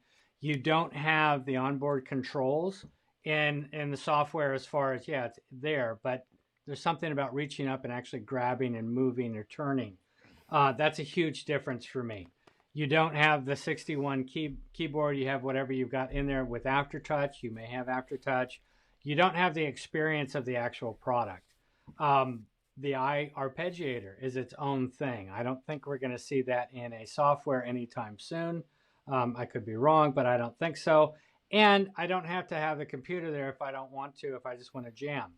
So for me, I think the Jupiter X is a big difference. And not to mention, too, who knows what's coming later or in the future, that I can use the Jupiter X sliders and knobs and things like that to control more Zenology software or other software that's sitting there on the cloud. So to me, the hardware is important. Yeah, you got the sounds or part of the sound bank, but you don't have the whole thing. And as I've explained before, playing on the Phantom, I do certain things, and playing on the Jupiter X, I play things completely differently. It's because the hardware inspires me to do different things depending on what I'm doing. So I could write a song on the Phantom and write a completely different song on the Jupiter X because I'm inspired in a different way because of what I've got there. So that's why I do think it's really important to that there is a good reason why to buy the hardware. Absolutely. Cool. Good. Douglas Carmichael says he'd like to see more MIDI implementation on the 707 and then also the 909. There's always stuff going. Always make sure and check and see your updates are coming, and we'll get that going. Yeah, there's stuff coming for the MCs. Yeah. So. Anthony, thank you for the FA06 walkthrough. Helped me out big time. Awesome. You guys check that out. That's at Roland Product Support on YouTube. You can go to that channel. And I believe on the FA, there's 64 videos currently available, so you can watch that. And don't worry, more Phantom videos are coming. And hopefully once I get this Atomos Shogun 7, it'll help. Hey, let's address this next one. Christian, I apologize. I don't know how we missed your question. And as far as the... if you're feeling that we're giving you a vague answer, we don't mean to. Maybe we're not understanding the question correctly. I do apologize. We'll make effort if you want to try and ask again, and we'll definitely make sure that we address it and try to go into great detail. Yeah, and as far as how we're answering the questions, even the ones that are more difficult, I try and go. I think we both trying just to go down the line. Yeah, but sometimes it does skip on us. It does skip. So very possible that we miss things, and for that, again, we do apologize. Yeah, so just give us a shot, and obviously we don't know the answer to everything. We don't claim to, and also you guys have been here if you've watched the Synth Talk. When we're figuring out stuff, sometimes we're like something doesn't work properly, or I make a bonehead mistake, or Scott makes a mistake, like, oh, and you can kind of see the pitfalls and how we kind of overcome some of that stuff like there. So sorry if we missed your question. We're doing our best in here, but at least we have a place where we can all kind of come hang out and talk keyboards and kind of hopefully learn from each other. All right, let's go ahead and move on. Sorry about that, Christian. Synth World, he says, how do I clear all the effects on my Roland Jupiter X in order to make sounds and everything I can recreate in a Moog Sub 37? Can I be able to recreate the snarky puppy sounds with the roll? Oh my God, yes. Scott, you take this one. Well, I mean, there's a couple different ways. Yes, you can turn off the effects very, very easily. I think you just hit the part button. I don't have it in front of me, so I'm just trying to think. You would hit part button on the screen, and then the effects areas light up, so you can turn them off there, so they shouldn't sound. Make sure the MFX button is turned off. The other way is that you could go into the scene edit or the tone edits and just zero out any of the send levels. Easiest way to initialize stuff would be turn off the effects, hit the right button, WRITE, scroll down to tone initialize, and initialize the tone completely. And then you're just going to start with the saw wave or whatever set up for that model, if that's what you're in there. It will also work for the Zen Core stuff. So that's where I would start. And with the effects off and being able to do that, you should be able to come from the ground up.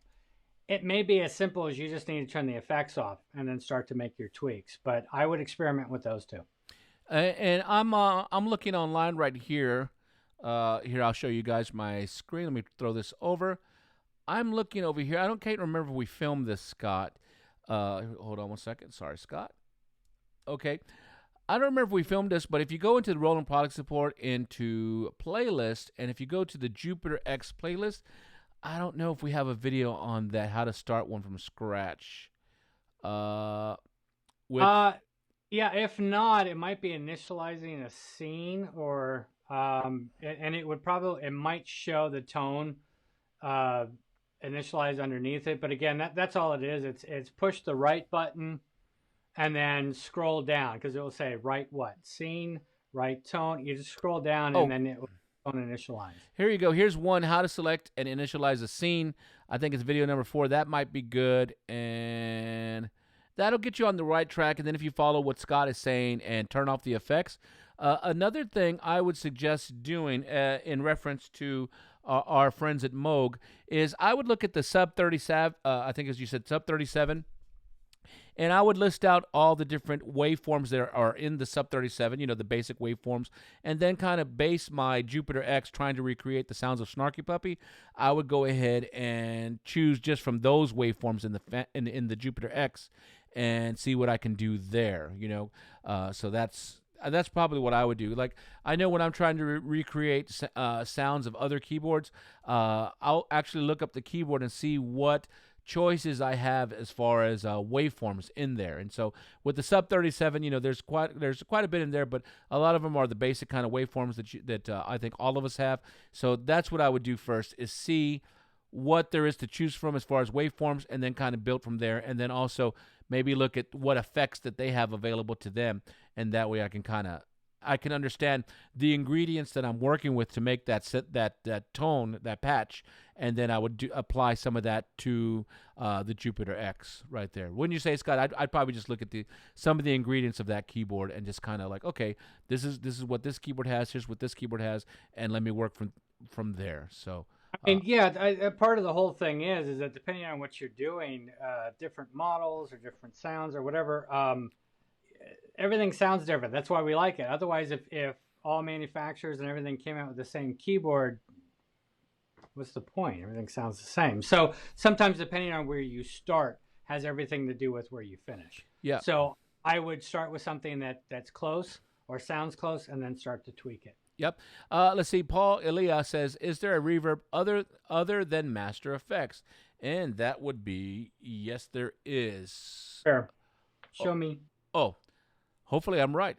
Let's see. I don't like when Scott says, "Show me." Let's see here. So if I go into here, I'll just go to single tone just so I can kind of clear spot.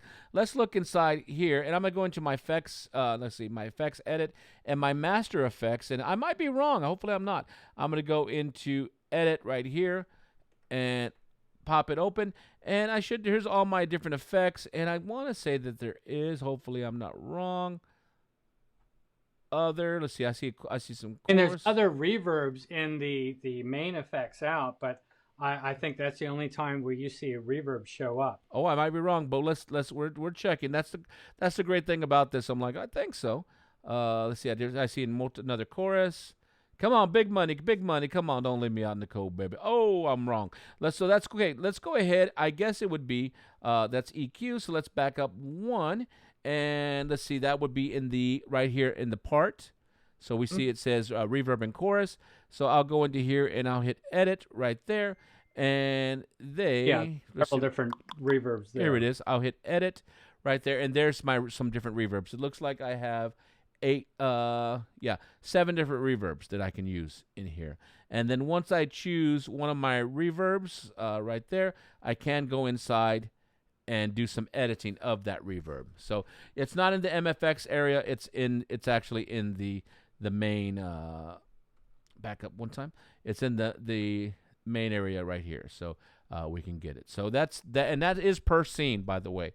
That's per scene. So we could do that. Scott's like, show me. Right. No. All right, cool. Let's see here. Walter Galindo with some help on talking about the snare. Look, maybe a 3-layer program. I like where you're going. Or just sample it. Absolutely. Let's see here. Diaz, just by any chance, could you turn up the volume on the voice a hair, because I really have to crank the volume to get where it is, unless everyone is in disagreement. Okay, let me know. I'm watching my levels over here. I'm in the yellows, which I like to be in the yellow. I try not to hit the red, and then I know Scott sometimes belts out some stuff just because no compression or something on there. So we're trying to watch that stuff.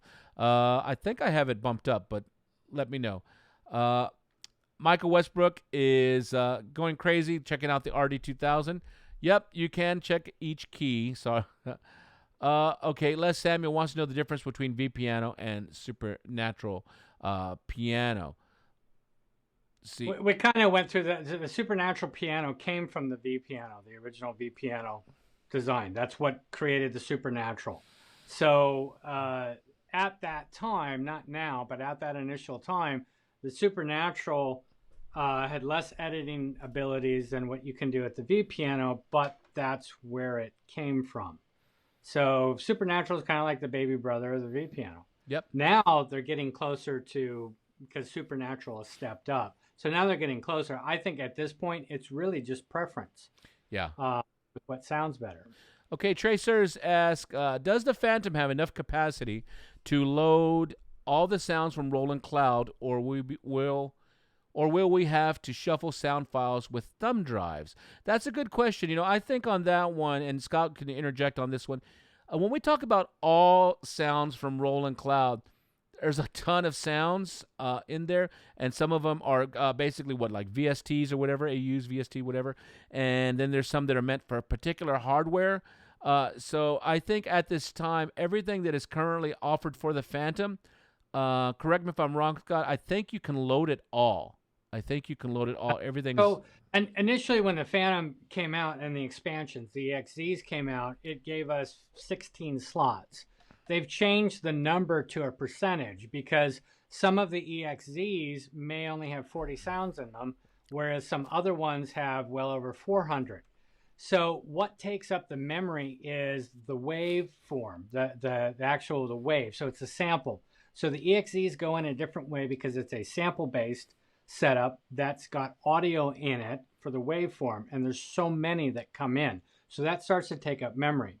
Whereas things like the SDZ files, those are just parameters. So it's not bringing in any waveform data because it's looking at the Zen Core engine and going, hey, we work together. You've got what I need that's already built into the Phantom, and then it just applies whatever parameter changes that were made for that pack. So as far as the Zen Core stuff, as long as there's available slots in there to save it, I don't think you're going to run out. The EXE would be more of a memory because of the sample data. I hope that made sense. Yeah. So good one. Yeah. So Trey, don't worry. I think on my Phantom, I have everything loaded, and I think it's in the 50% area. So that kind of makes me excited. I'm like, I already have all this data loaded on here, and there's like almost 50% more that I could do, 40 to 50% more that I could do. That's pretty cool, knowing that I already have well over 8,000 sounds, and I think it's getting closer. It's closer to 9,000 than 8,000. It's a lot of sounds. Let's see. Enzo, I want to see a prog synth pack on the Zen Core. Please, Zen Core sound packs, since you're doing them now. Please, he says. You never know. We have worked with Jordan Rudess in the past, so you never know what could happen for the future as far as creating sounds. And then I know that there's a lot of great programmers on there, sound programmers and designers working on the Phantom now. So just hold tight. But then also, ultimately, go ahead and kind of see what you can come up with. With the Phantom, with each scene being able to have 16 tones, and then you can go ahead. Each tone can have up to 4 stereo partials. You have a lot of sonic possibility that you can do there. So just kind of take something, take one of your favorite Dream Theater songs and say, I'm gonna try and make the best lead that I can for whatever situation, and just dig, and you're gonna learn. Go ahead. Sorry, finish. No, I'm done. Go ahead, Scott. No, I was going to say, and if you save it as a scene, I mean, you can export the tone, but if you saved it as a scene and you put your stuff in there, then that can be shared on Patchland and Facebook. It could be shared over the internet, wherever. As you've seen what we did with the Dropbox. Ed sent you a lead, and we sent the sequence and scene setup that I did for the Terminator. So I'm going to see this. I think we're all going to see things expand open to where it's going to be easier to share our own stuff and pass it back and forth. I know that they do have plans for having more of these the SDZ packs coming out.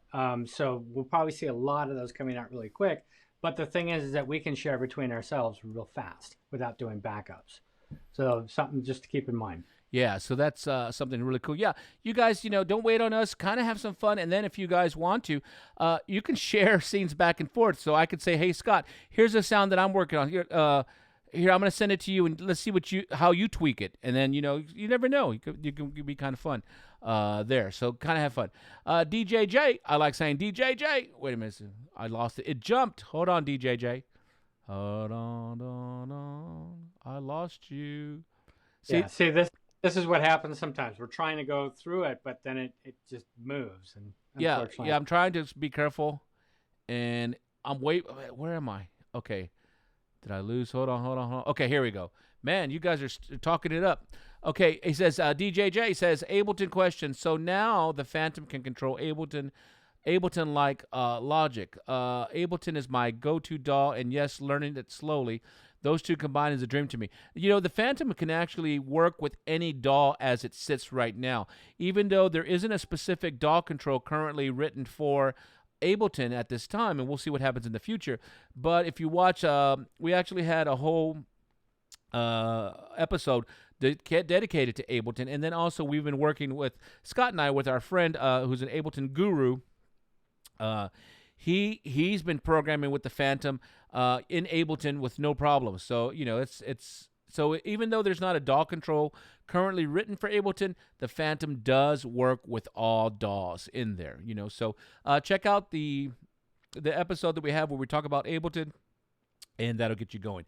And then Synth World says Logic Pro X 10.5 is out. Woo! So Tuesday morning, right, Scott? Tuesday morning was Phantom got updated, Jupiter X got updated, Jupiter XM got updated, RD88 got updated, Roland Cloud got updated, and then the Logic Pro X got updated. It was like, wow! It was just so much on Tuesday, which was incredible. So that's great. Let's see. Drew says, yeah, as far as drum sounds, it has good stuff. Editing, I have a few 808 hits from Splice that are already EQ'd and edited for a good sound. Absolutely. Michael Westbrooks, just get the RD, man. Get the RD88, man. Come on, you want it. You want it. My pleasure. Our pleasure, Drew. Let's see here. Enzo's giving his 2 cents, saying best to stick with Ableton Push 2 and just use the Phantom to send multi-channel outs and add great tones while reducing CPU loads. I use Ableton also, and I found this approach works best. Absolutely. You guys, is the Phantom the end-all for composition? To some not. Ultimately, it's what will help you create. Phantom is just another tool in the shed, okay? I know, some people want me to just say, oh, Phantom, that's it. But ultimately, if you work better in Logic, Ableton, Cubase, or Fruity Loops, or whatever, or Phantom, or Motif, or whoever, ultimately, if you can integrate this tool into your workflow and it helps you be successful, that's what we want. That's what we want. But we do try and give you a lot of different tools to help you inside the Phantom, and we are here for support. We're trying to help you too. Yeah, Robin, took me a minute. I was like, Zed's dead. I had to go into thinking. Let's see. Good. I see DJ and Enzo talking up. That's awesome. Woody's Piano Shack says, wish list for Zenology. Larger fonts in browser, which you can actually make Zenology bigger. I was looking at that too. Standalone version, Reverb, MFX, and then how can this be missing? Wonderful soft synth. Congrats and thank you. Yeah, I think, but remember, the one that was just released was the what is it, Scott? The little brother version. The big one's coming out soon. Yeah, light version of Zenology. Yeah. Yeah. Okay. Cool. Let me. I've been scrolling up and down to see if Christian Thompson had anything to say, and asked him to repeat his question. He basically said, I take a lot of time to write the question, so I'm looking for it. So I'm scrolling back through and trying to find it. Scott, it looks like it's set up for the external that we had already done. It's okay, Scott. It's okay. We can't, unfortunately, we can't get everybody. We are going to miss some, but I think, we are spending a lot of time trying to cover. So, if we miss you, apologize for that, but we're trying. It's a great thing. I appreciate all of you from all over the world, and we're just getting this together. This, like I said, just keep on asking questions, and we're trying to get to it. And I gotta say, I do love the sense of community I get on here. And when we get on here, I love seeing a lot of you guys talking to each other and helping each other out. And I hope that musical relationship continues outside of this, either through emails or through Facebook or Instagram or whatever. And then also, I love it when we cannot have a show because we have projects that we need to nail and get done. And then everybody's like, "Yo, what's up? Where's Synth Talk today?" So that makes I think it makes Scott feel good too, and I know it makes me feel good. It's like, okay, so cool. So yeah, just hey, cut us a little slack. We're all trying. Let's see, Alexandros. How about iOS, Android?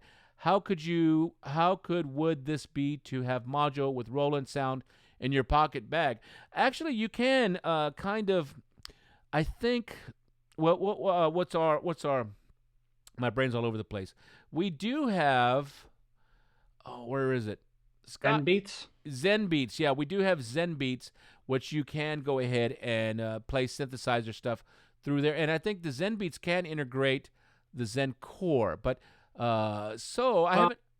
I think it's working with. Mm-hmm.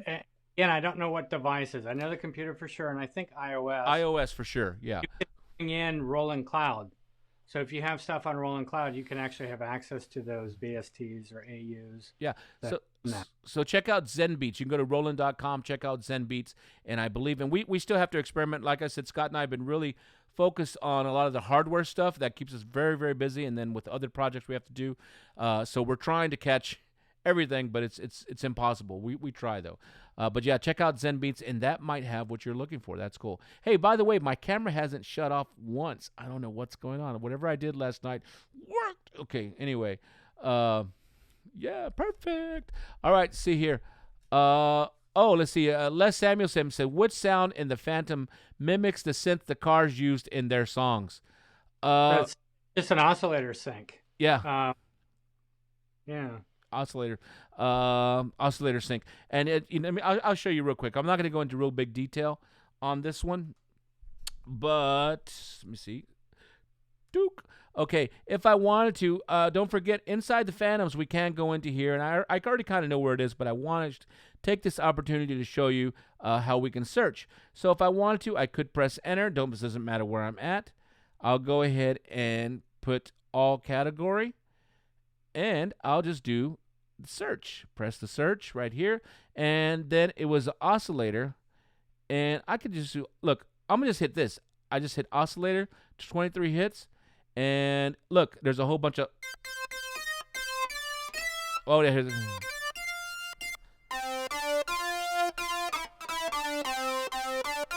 So it's probably one of these.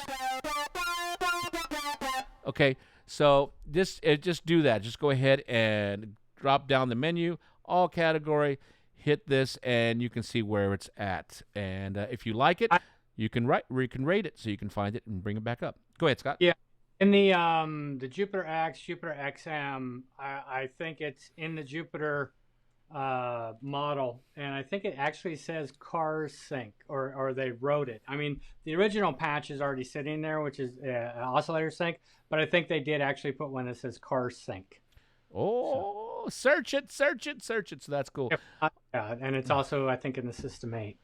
Look at Michael Westbrooks. Y'all making my VR09B and Juno DS look ancient. No, that VR09B is definitely keep that, and also the Juno DS 61, because those are great keyboards. They're light, they kill, and but if you combine the VR09 and the Juno DS with the RD, or just use VR09B with the RD, that's a great rig. 88 key plus that organ vibe on top, or just go ahead and hook the Juno DS 61 through the RD, through the VR MIDI, so you can have dual manual, and then you can have that piano vibe with the RD on the bottom. Cool. Let's see here. Let's see. XP player. Woody, did you use Zoom %? Okay, I'm not sure what that meant. Hopefully you guys got it. ZT Audio. What's up, ZT? Let's see. He says to Trey, Phantom Cologne. Okay, cool. He's answering him. Awesome. Thank you, ZT.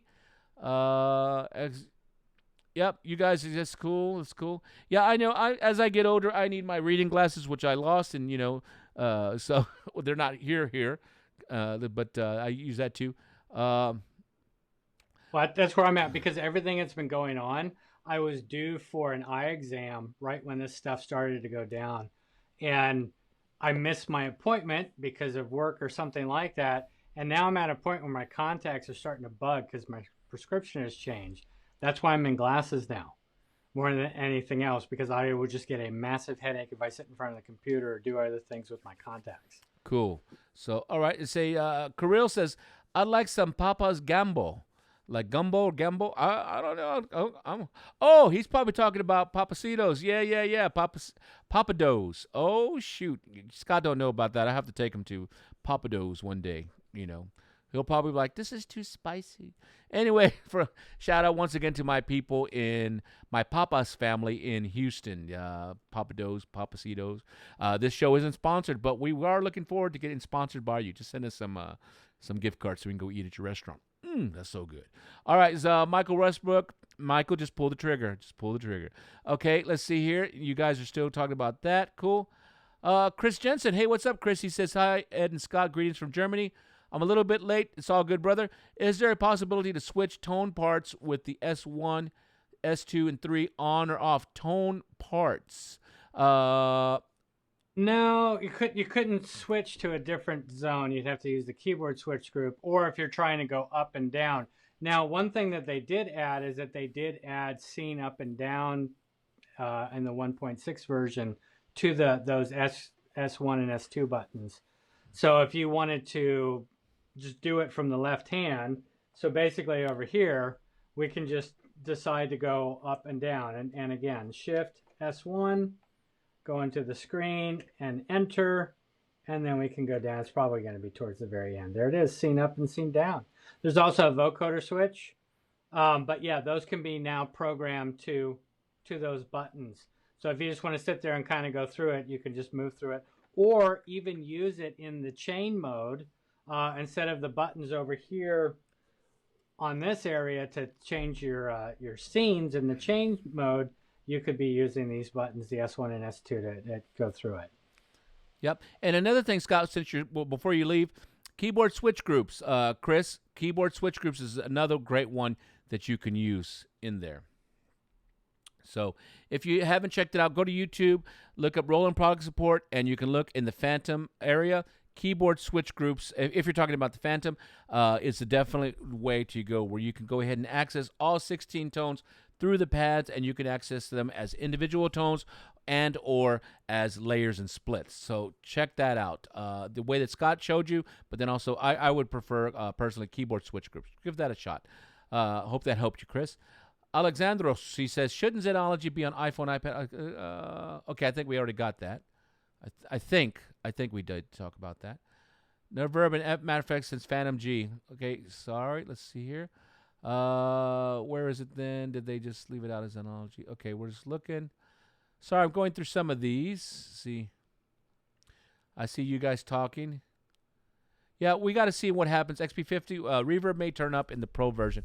We will see. You know, I don't even know. Like this is the not the Pro version yet of Zenology, but we'll look, and then we can also take it back to our engineers and see what we can maybe encourage. We can see on that one right there. Let's see. That's good. Woody says Zenology doesn't even move the CPU meters on my PC. That's great. So what does that mean, everybody? It's not a CPU hog. That's great.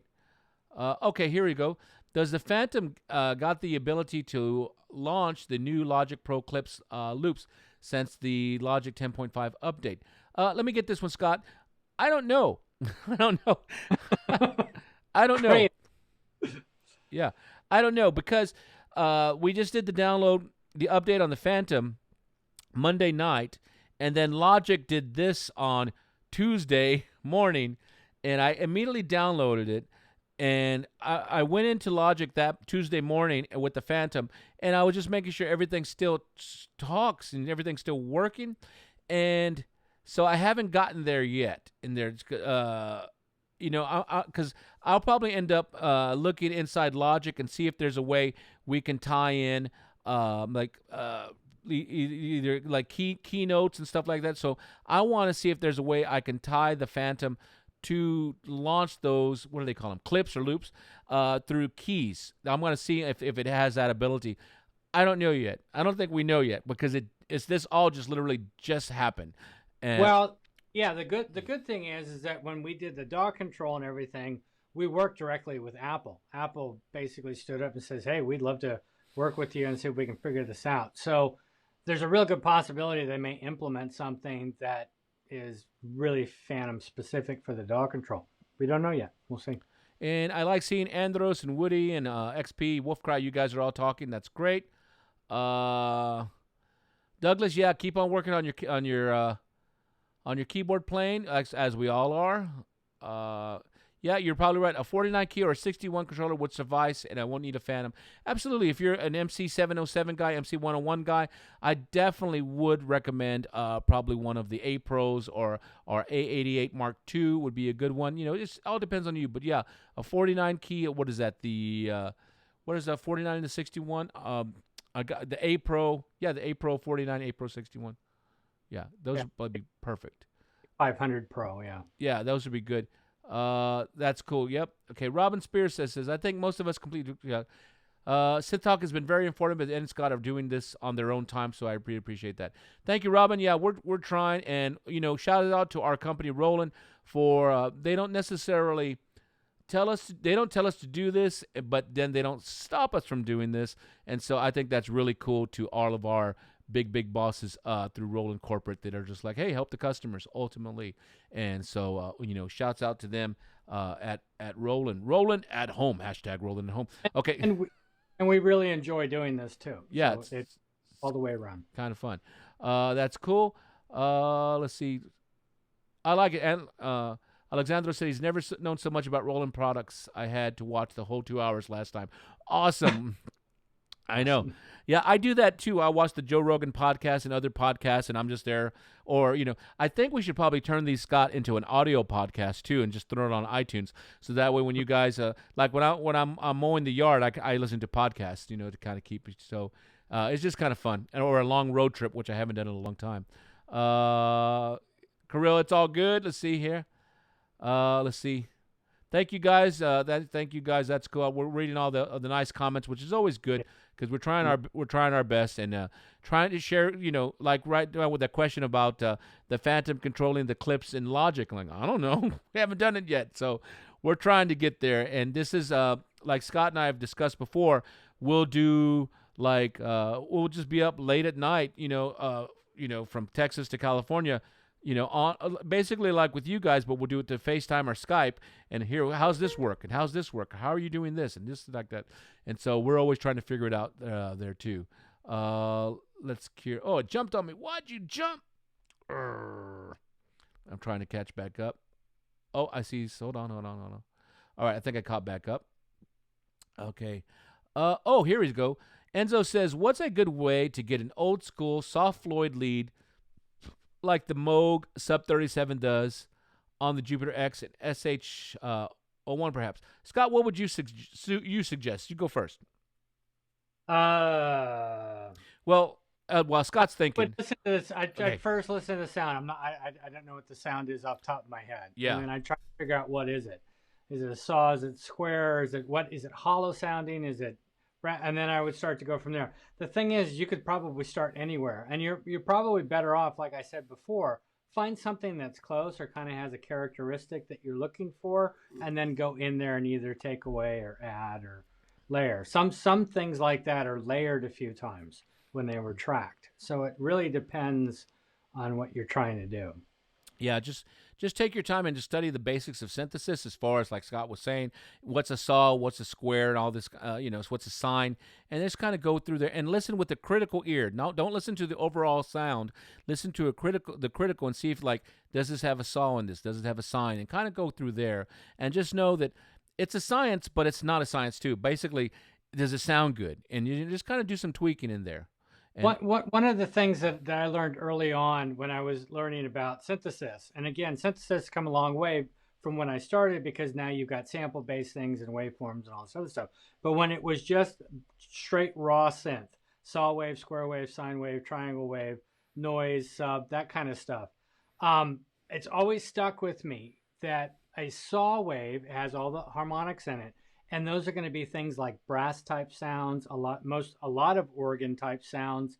So if it's kind of heading into that brassy or string sound, chances are it's a saw wave or a saw setup. If it's hollow, like a clarinet, an oboe, a flute, and things like that, it's going to be a square wave. And just those two have really stuck with me to this day. Sometimes when I'm redoing stuff, is that even when I'm going through sounds, I'll be like, oh, okay, is that saw-like? Is that square-like? Is that saw-like? And that's just the way I do things. So I don't know if that helps anybody, but I figure I'd throw it out there. Also, I was going to show you guys, let me see here. There's a lot of great there's a lot of great books that show you how to do this kind of stuff.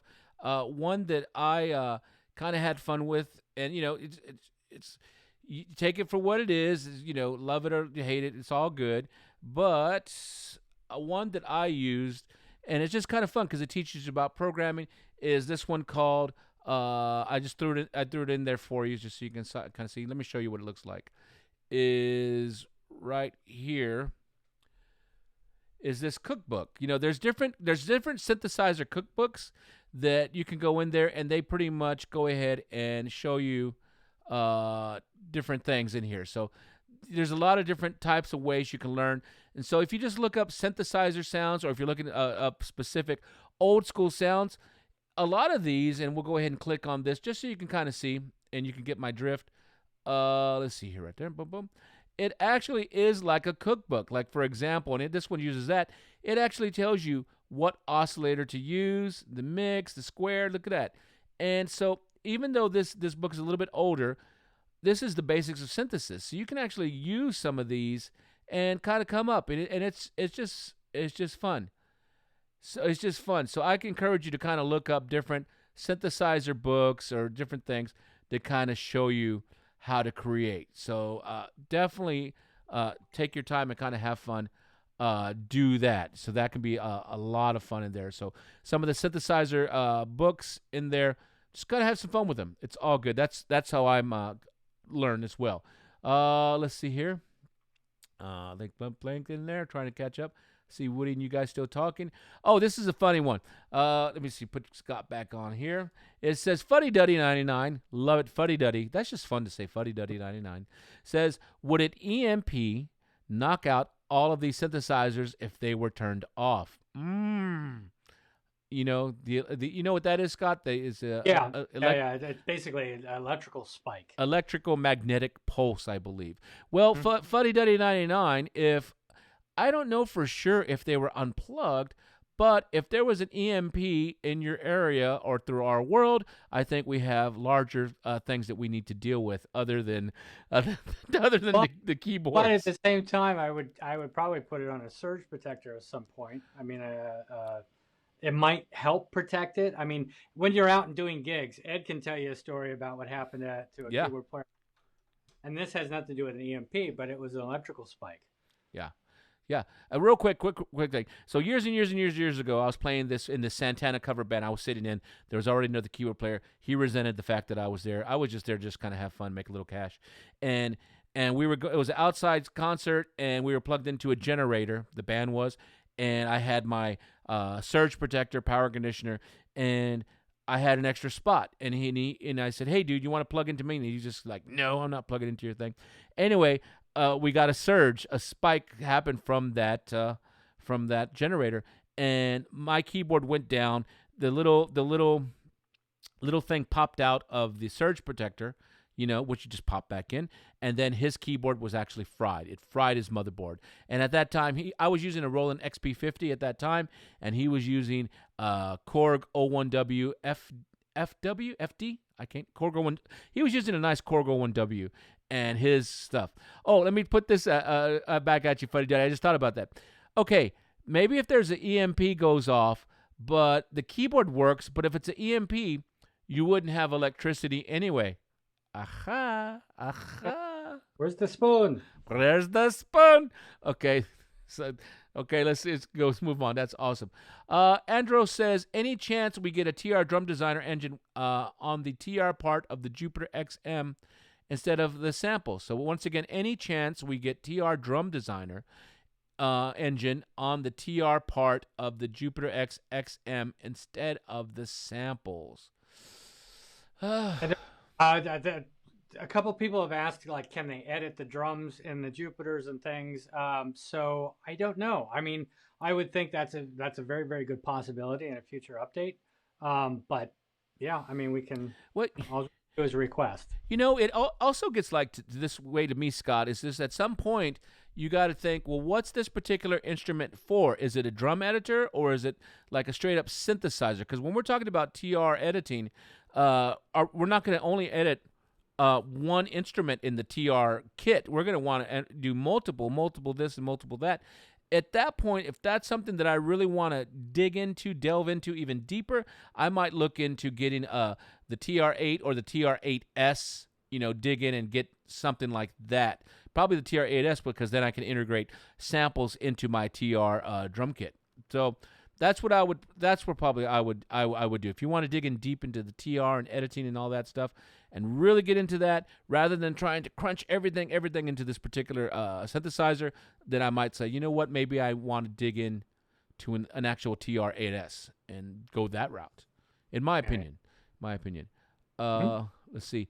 Oh, look, XP50 player. Shout out to Enzo. He says, "What sub 37 patch you want, Enzo? I take requests." Oh, you guys talk amongst yourself. That's awesome. Let's see. And Alexandro says, "Will Roland Cloud get VP303 model or emulation, or even the auto pitch of the VT4 or Juno DS XP-S30?" You want to answer that? And I think everything's up. Everything's up in the air, and we don't know what's coming, especially on the cloud side. Some of that we're going to find out at the same time that you do.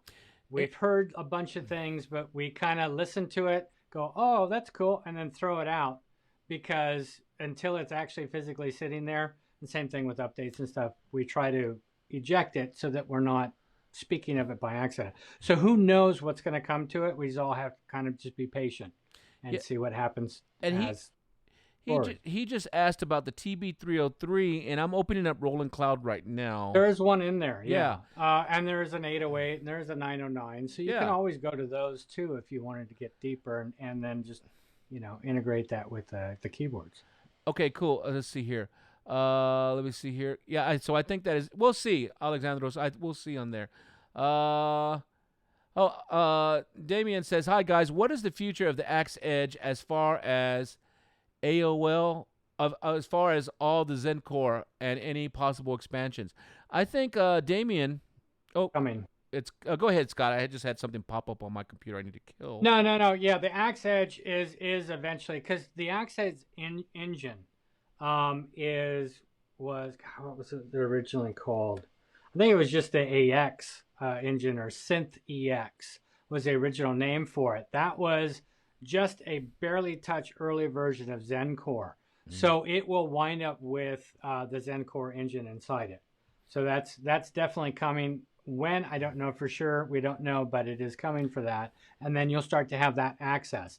And you'll notice on any marketing that they've put out there with Zen Core, Zenology, you'll see the Axe Edge is sitting there.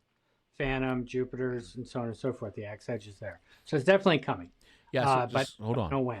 Yeah, it's cool. We're waiting because there's a lot of people working right now in the backgrounds, and a lot of this does take time, especially now with the pandemic. Everybody has to be more careful with who goes where. We just can't have people go work in the same way. Let's see here. Okay, cool. Let's see. I say Christian. That was the old question there. It wasn't a question; it's a comment. Mark Tronic says it was 61% when I loaded all the expansions and 2 Supernaturals. Yeah, so Mark Tronics, that's cool. So if the Phantom's at 61% with all the loaded expansions and the 2 Supernaturals, and it's over 8, well, I think at that point, Scott, we'd have to crunch the numbers. It might be about 9,000 sounds when you put everything that currently. The thing that's cool about that is if you're only at 61% versus you've got 17 EXEs in there, which it would normally say, no, you can only do 60 and you're done. So them moving it to the percentage of the thing, who knows how many we can get in there. Yeah, who knows? But that's pretty cool. I just know at the Phantom, I'm still going through sounds, and I'm rating the sounds, as you guys have probably noticed, and kind of going, some do stuff. Enzo, yeah, do your best creating sound. You'll get better and better the more you do it. It's all good, and sometimes the sound that you don't think is that good, somebody with a fresh ear will be like, "That sounds great," or it maybe the sound doesn't sound good in the studio, but the way it lays in the band really fits really nice, or it's a slight tweak, maybe a filter. You got to rest your ears and listen to it the next day. So yeah, have fun with that. That's why you have these killer machines. Let's see here. Let's going through the synth talks I missed. Yeah, take your time, DJJ. Yeah, go through all the synth talks. You see that we do some goofy stuff on there and we make mistakes, but we just have fun with it. Let's see. Ed, I need a Derek Horn says, Ed, I need a Librarian for the JDXI. Okay, we can see about that. Oh yeah, I saw you on Facebook earlier. Cool, and we'll see what happens with that one. JDX guy though, it's a budget synth, and Scott and I were talking about the JDXI yesterday. We were doing some documents for it, and we were just reminded how cool bang for the buck that little synth is for all the stuff it does. It's a great bang for the buck. You know, a vocoder that you can actually understand what's going on, has an analog part in there. It has, you know, the whole TR rec style, the step recorder in there, and then also it's an audio MIDI interface to go into the, you know. So it's like I think those sell for about $500 US. It was but don't forget, it's got the Supernatural synth engine in it. Yeah, Supernatural. One the FA has in it, same one the Jupiter 80's got in it, and the Integra 7. It's the same engine. And here's where the kicker is. It's 128 note polyphony, but you can also go down to the partial level. Usually on a $500 synth or $500 synth or a little budget synth like that, there's usually these brick walls. Yeah. You can change the attack or something, and that's as far as you can go. This little guy, you can go all the way down to the bottom. So bang for the buck on a small keyboard with the small keys, it's a game changer. Yeah.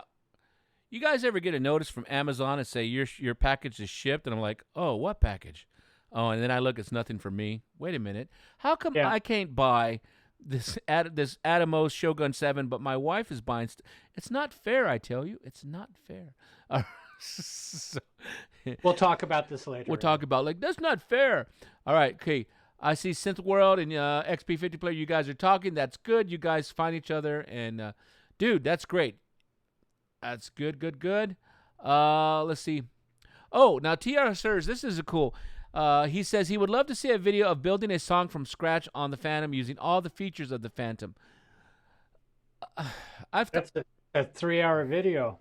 Yeah, that's a tough one. You know, it's not tough to do, but you know, it's just tough because there's a lot going on in there. You know, like, and I think, you know, I'm actually, that's on my list.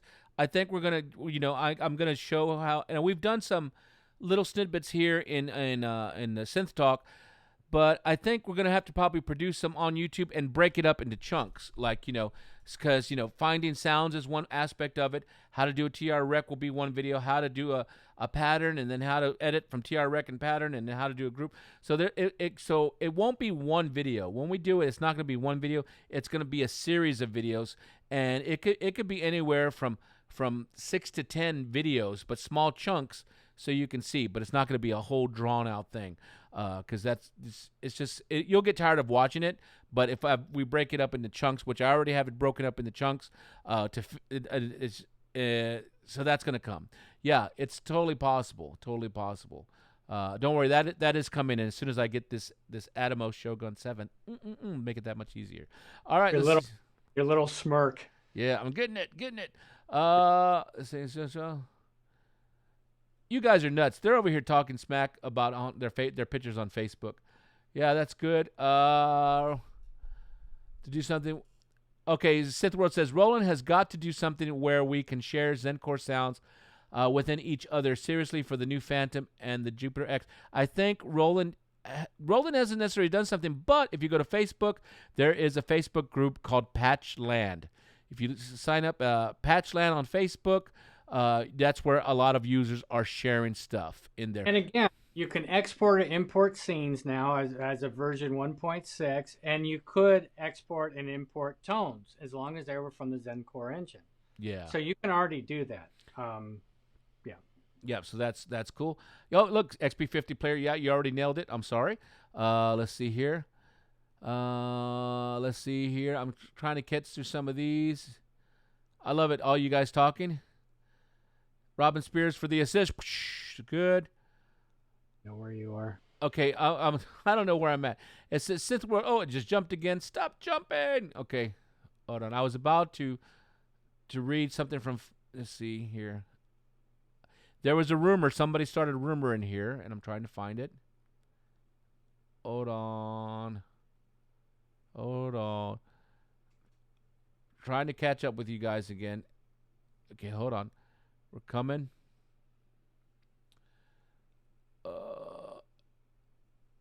Okay, I'm trying to find where it is. Oh, okay, wait. I'm almost there. Stuff is going crazy.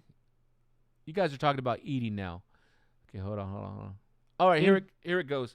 I think I found where I'm at. All right, let's see here. Here it goes. Wait for it. Okay, it says YouTube is having trouble, but I think you guys can still hear. And I'm almost there. Somebody was talking about a rumor about a new. Okay. Okay, here we go. Synth World says Roland has a rumored analog synth coming out, a second coming to the JDXA, but fully analog. Well, what do you guys think? I heard it's called the Roland Megatron. I have no idea what you're talking about. I have no idea. Optimus. Yeah. I don't know. Seriously, I have no idea what you're talking about. You know, just think about it. Roland just came out with the Jupiter X, you know, this is a big dog right there. And so I don't know. I have not heard this rumor at all, but I enjoy the rumors. You never know what's happening, but I don't know. That's pretty crazy. I like that Megatron. If you knew how, it's kind of funny. If you knew how much time goes into the naming of the synthesizers, you'd be like, wow, it gets tiring. So we'll see here. See here. I'll say another video of classic client drivers. Robin Spears eating Bob and Toes. I know you have. Yeah, there probably will be a lifetime key, Douglas. I'm trying to catch some of these because the pro version. Yeah, I think you'll be able to do that. Yep. Yeah, and I'm getting some weird stuff from YouTube saying YouTube is not receiving enough video to maintain smooth, and I hope that works out over here. Shout out to Peter from Germany. You're welcome, Peter. Let's see here. And I'm trying to see where we're at. Hold on. The computer's doing some funny stuff. I think it's looking very stuttery. It's looking stuttery. So I think YouTube is saying, okay, that's enough. So Done. I think we're going to be done. Anyway, hey, so hopefully, obviously I'm not going to get to everybody on here, but if you're liking what you're seeing here on this, go ahead and make sure and you subscribe to Scott Berry's channel, my channel, and join us again for another episode of Synth Talk. We want to thank all of you for coming out, hanging with us for this 2 hours, and stay safe out there. Be nice to each other. Share your scenes with each other. Create music, and we will talk to you soon. All right, this is Ed Diaz and Scott Berry signing off. From Synth Talk. You guys take care. And sorry, something's funky going on here on YouTube. All right, take care. We'll talk to you later. Bye.